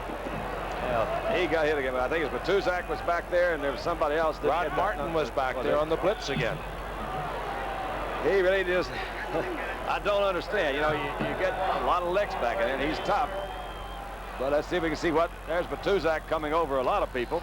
And I think it's Matuzak is the one that kind of socks them up in there. Matuzak could bury 12 quarterbacks at once. He got number 12 right there. That's right. Gain of 13. It's 3rd down and 1.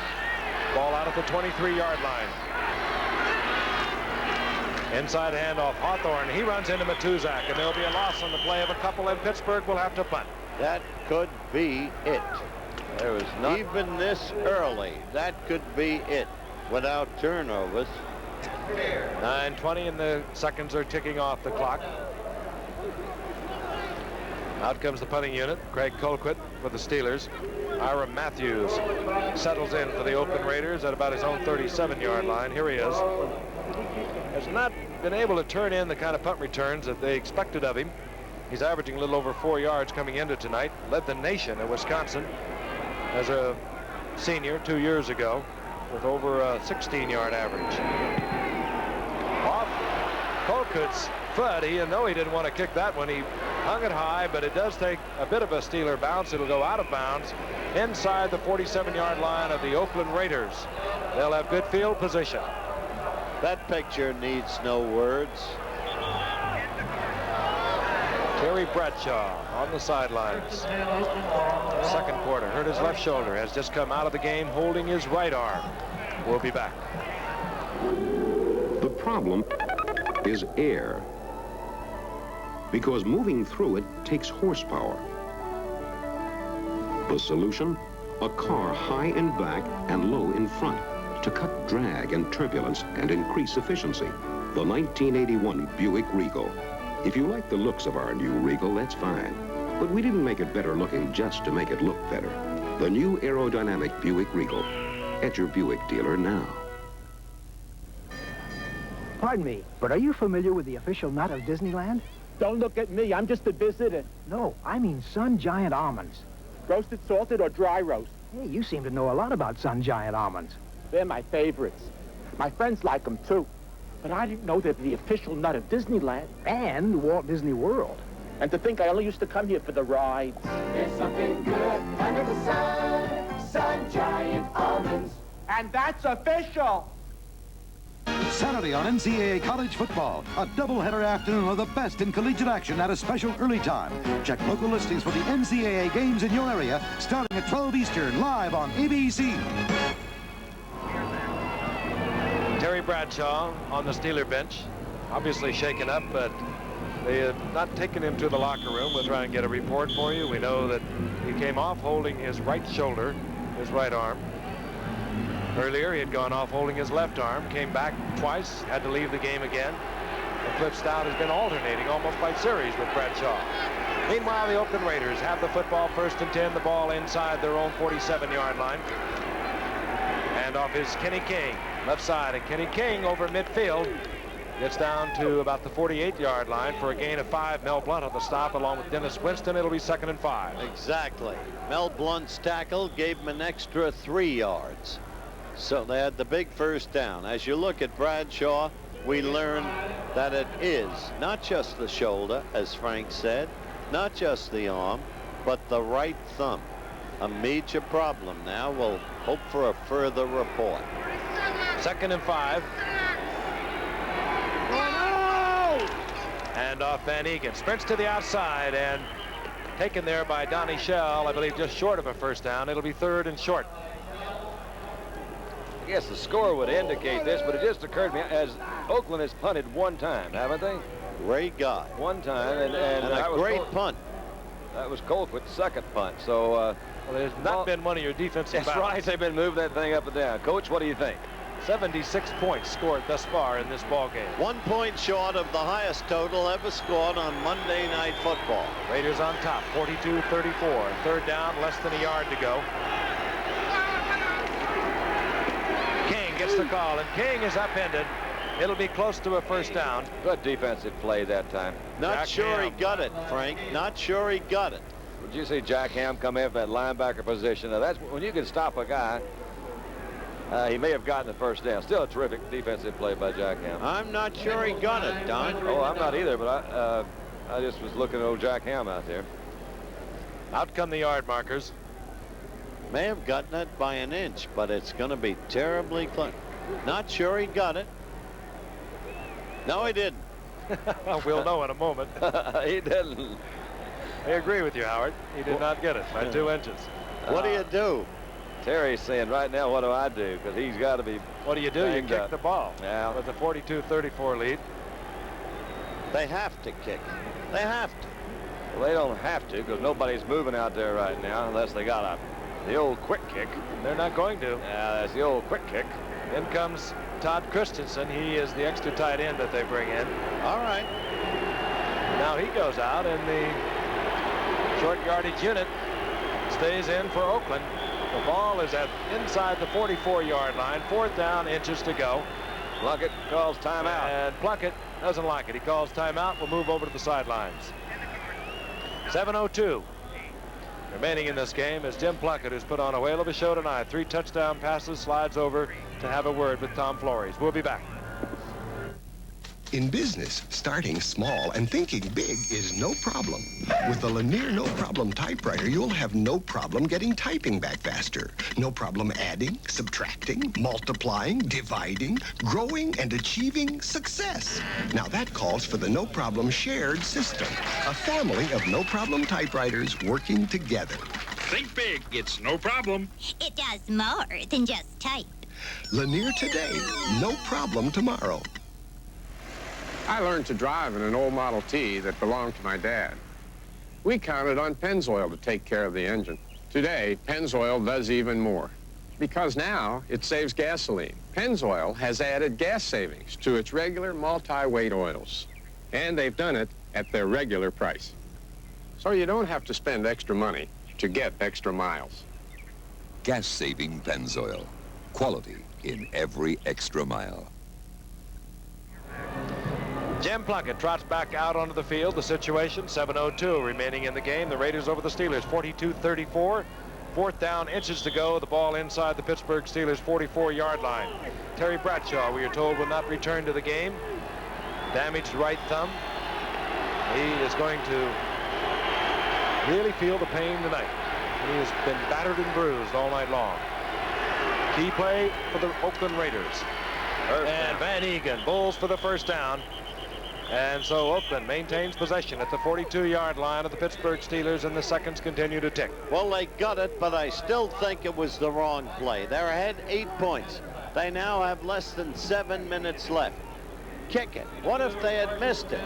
Then, okay. But don't play the game the way the fans want it. Play the game the way you know is right. They did. They took a gamble there, didn't they? They sure did. Yeah. Seconds ticking away.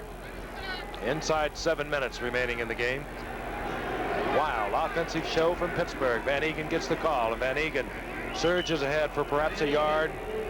It'll be 2nd down and 9, and I just want to also extend our sympathies tonight to Jim McKay, our colleague. Of course, so popular throughout the country, throughout the entire world, as a matter of fact. Jim McKay and his wife Margaret are in Philadelphia. Jim McKay's father passed away this morning, and again, Jim, we are with you. Or rather, Jim, I'm sorry, let me correct myself. It was Jim's mother who passed away in Philadelphia today. A great friend and a great pal, and you have our sympathies, Jim. 2nd down and 8. Arthur Whittington. Whoa! Oh, Whittington finds an opening and gets down to the inside the 35-yard line. Have you noticed that we haven't been calling Joe Green's number tonight in the middle of that line? And Joe's the kind of guy that's been really the anchor for that defense. Interesting point. A lot being written about that in this town. Well, in talking to the coaches, they say Joe really has been playing well. That time in particular, they did go with his general area, but Mickey Marvin's the big guard that's been working on Joe. Mickey Marvin is a fourth-year man out of Tennessee, and he is an animal. He is a great player. They're down long, too, and the crowd once again roaring defense. Whittington again gets the call. Whittington down close to the 33-yard line. Well, you would assume if they'd gone for it 10 yards up the field, they're going to go for it again right here. I don't know, but I'll tell you this, Frank. We are now within the 5-minute mark, and they are fighting the clock. And Pittsburgh it's ticking is. away. And it's been a long time since the Pittsburgh Steelers lost 2 games in a row at home. Frank has told you that. And nothing is forever, but it's a long season, and when the Steelers get healthy, watch out. 4th down and a yard to go. Could be a long count, trying to draw the Steelers offside. There's your play action. Plunkett had a man open for a moment, and he goes to Casper, and Casper has the first down. Or rather, Raymond Chester. So easy to say Casper now. In Houston, the Oakland Raiders, the proud possessors of Houston's, or at least a reported #1 draft pick and a pair of 2s. They sent Casper to Houston this past week. We are down to the 4-minute mark, and we will be within that mark in seconds. We are now. 3:57, 3:56, counting time, and time of the essence. Ball at the 31-yard line. Bob Chandler split out to the right. Time consumers, Kenny King 33, Van Egan 30. This is King. King, he's got some good moves back there. Inside the 30, down to the 27-yard line, a gain of 5. It'll be 2nd down and 5. And again, a reminder about college football coming your way this Saturday. NCAA college football regional doubleheader beginning live at 12 Eastern, featuring Illinois at Michigan. The second half of that doubleheader will be Navy versus Washington, plus a lot of other regional action, including Dartmouth at Cornell, Missouri at Kansas State, Maryland at Duke, Jackson State at Grambling, Florida State at Memphis State. College football right here on ABC. Let me tell you something, my friend. As one who has been there, you can't get a better game than Jackson State and Grambling. 2nd down and 5. Whittington stacked up inside the 25, short of the first down by a long 2. It'll be 3rd down and 2, and the clock continues to tick away. 2:42. In this great rivalry, as they begin their rivalry in the 80s, I said at the top of the telecast, maybe the best in pro football. I really believe it is. What a year of transition, as he puts it, for Al Davis. Oakland playing so challengingly, upsetting San Diego last week. And Chuck Noll fighting the injuries, fighting the turnovers. He'll be back. On the 3rd and 2, Whittington bowls forward. He's close to another Oakland Raider first down. And we move close to the 2-minute warning.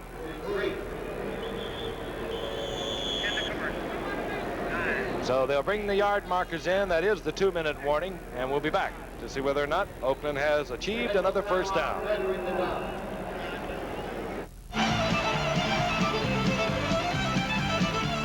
When our band's cooking, the music smokes. But not me, because like a lot of my friends, I use Skoal smokeless tobacco.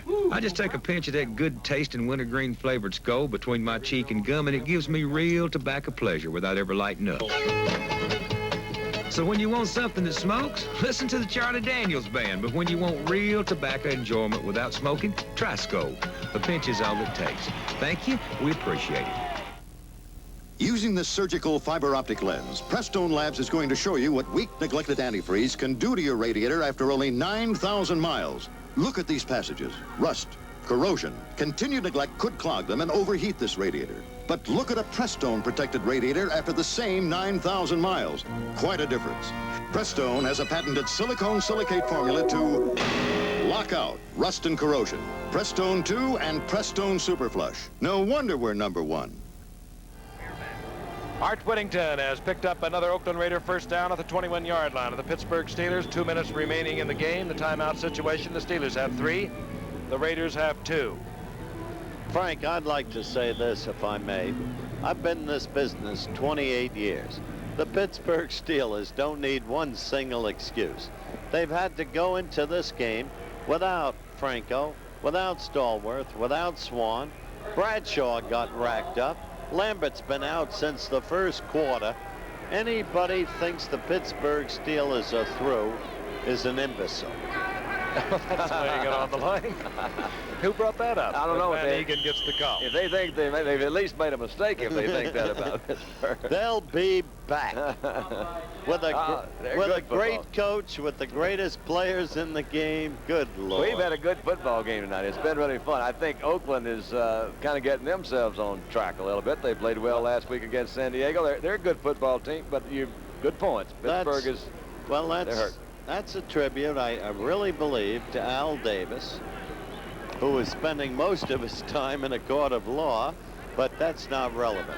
This team, they can play anybody. Oakland using 12 plays to expire more than 7 minutes. Sends Arthur Whittington over the right side. More time will be used. And next Sunday, by the way, Seattle will move into Oakland. Oakland wins tonight, and they'll be tied with Seattle in a 4-3 record. 1 game behind the San Diego Chargers. Meanwhile, the Pittsburgh Steelers will be at Cleveland next Sunday. And that'll be a great showdown. Rutigliano has his men very much in the chase. And providing the Steelers lose tonight, they too will be tied with the Cleveland Browns when they go into Cleveland next week. Timeout again. The Steelers are down to 2 timeouts. We'll be back. You still catch Turner the old way with strong O's and strong arms. Let's take them home. But now comes Miller time. When it's time to relax. Time for the best tasting beer you can find. One beer stands clear. America's quality beer, Miller High Life. If you've got the time, we've got the beer, Miller beer. What a The 1981 Buick Riviera is to automobiles what the Golden Gate is to bridges. What the World Series is to baseball. What the 4th of July is to fireworks. The 1981 Buick Riviera is the ultimate reason for going to your Buick dealer. The V6, V8, or diesel-powered Buick Riviera. Back at Three River Stadium in Pittsburgh, Pennsylvania. 1:11 showing on the clock, and the Raiders methodically grinding on the clock. They have used over 7 minutes in this drive. Terry Bradshaw on the sidelines. Damaged thumb was the last time they brought Terry out of the ball game. 3rd down and 7. Ball on the 17-yard line. Steelers have 2 timeouts. And Van Egan gets the call, runs right into Mel Blount. There'll be a loss of a yard on this play. And we will anticipate the field goal unit now of the Oakland Raiders on 4th down. And if it's good, Frank, it'll be an all-time record. High score, total score for Monday Night Football. The previous record, 77 points. Last year, Oakland 42. An unbelievable performance by Stabler at that time. New Orleans 35. And in 77, Dallas 42, San Francisco 35. So that's 77 points. With a 3-pointer now, Frank, we go to 79. Steelers down to 1 timeout. Running off all those numbers, it reminds me that's Incredibles coming up next on the West Coast. How'd you work that in? You helped him. I'd like to thank our statistician, research man, Jerry Klein, our spotter, Steve Pazika, as Chris Barr makes an attempt at 36 yards. The brothers Barr kicking tonight. Chris, of course, for Oakland. Matt Barr, of course, with the Steelers. And Chris drills it through, 36 yards. And the Oakland Raiders have 45 on the scoreboard. The Steelers have 34, 58 seconds remaining in this game. We'll be back in a moment. in Linz. RCA wants you to see the right color. Does your television automatically capture all these subtle shades of blue in this ocean of color? ColorTrack 1981 can. With RCA's exclusive detailed processor, ColorTrack separates detail from color, refines it, then locks the right color on track. Even colors only subtle shades apart. ColorTrack 1981. RCA is making television better and better. We talked about solar energy for years, but on a policeman's pay, we couldn't afford it until this new system. Right now, heat from the sun is being stored in solar rods in our crawl space. The rods use a plastic pipe developed by Phillips Petroleum. That helps keep the cost of our system down. Solar doesn't supply all our heat, but it really cut our heating costs. Boy, that feels good, especially on days like today. Phillips Petroleum, good things for cars and the people who drive them. It was not your basic defensive tussle here in Pittsburgh as Chris Bard sets it up to kick off to Frank Pollard. Pollard down around the 2-yard line. Bard drills it along the ground. Is handled there by Dennis Winston, and Winston ambles out to the 35-yard line. They'll mark it at the 36. 52 seconds on the clock. The Pittsburgh Steelers will fall into a tie with the Cleveland Browns in the Central Division of the AFC. Both will have 4-3 records. After tonight, of course, Houston also has their 4-3. You bet. Those two guys played some good football tonight. And Oakland with the win. As we look at the standing, there's what we talked to you about a moment ago. And let's take a look at the Western Division. Oakland will play Seattle next week at Oakland. 1st and 10. Cliff Stout stays in the lineup. Fires over the middle. Is incomplete. Intended there for Rocky Blyer coming out of the backfield. 48 seconds remaining in the game. We'll see these Steelers down the line. We have them December the 4th down in Houston on a Thursday night game. We have them December the 22nd, and I'm looking forward to that one. In fact, we have a lot of great games coming up, starting this Sunday night in Dallas with the Cowboys and San Diego Chargers. But the final game of our season will be these Pittsburgh Steelers and the Chargers, December 22nd in San Diego. We'll see Oakland again before this season is over, too, Frank. It'll be interesting to see how that team develops as the season goes along. Big Cliff Stout's getting him a chance to play. This is Blyer, and Blyer has a first down out to the 48-yard line as the seconds tick away. Mike Davis, Ted Hendricks on the stop defensively for the Oakland Raiders. Stout, of course, having called the plays in the huddle, and stepping off sides was Willie Jones. The play will go. It's called a free play. Oh. And boy, Stout really was bopped by Cedric Hardman. That's almost the identical play which put Bradshaw on the sidelines when Hardman came in. Offside, you saw at top of your screen. Hardman is an interesting pickup by these Oakland Raiders. They always seem to come up with someone like Hardman. He had a little trouble injury-wise with the 49ers a year ago. They got him for a middle-round draft pick, and he has been a great performer over his 12 years in the league. Offsides, number 90, defense. Willie Jones, you saw at top of your screen. First down, 5 to go. The ball inside the 47-yard line of the Oakland Raiders. 19 seconds on the clock. Stands have emptied out. Disappointed Pittsburgh Steeler crowd. As I said before, that's since 1970 as the Steelers lost 2 in a row here at Three Rivers Stadium. Trying to get the ball to Frank Pollard. No flag down. Incomplete pass. 14 seconds now. Second down. And in there, Frank, right at the end, Willie Jones, for the very reason that Oakland had drafted him, the pass rush. An impressive performance, regardless of the Pittsburgh injuries, by an Oakland team that is clearly, as Davis puts it, in transition. Hey, in consecutive weeks, you knock off San Diego, knock off the Pittsburgh Steelers. You're not in transition. You're there. And there it is. The Raiders win another one. 2 consecutive weeks they've knocked off prime contenders for the Super Bowl. Once again, the final score, Oakland 45, the Pittsburgh Steelers 34. Remember to stay tuned after your local news for ABC News Nightline over most of these ABC stations. Travel arrangements made through and a promotional fee paid by United Airlines. United flies more people to Hawaii than any other airline. That's what friendly skies are all about. This has been a presentation of ABC Sports, recognized around the world as the leader in sports television. The Raiders over the Steelers, 45-34.